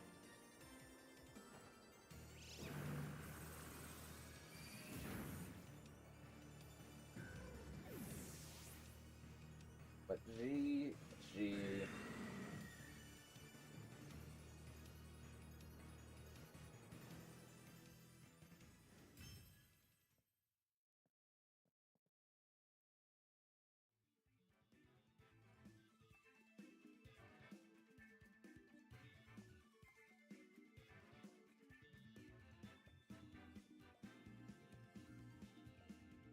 Alright, I think that's gonna be it for today.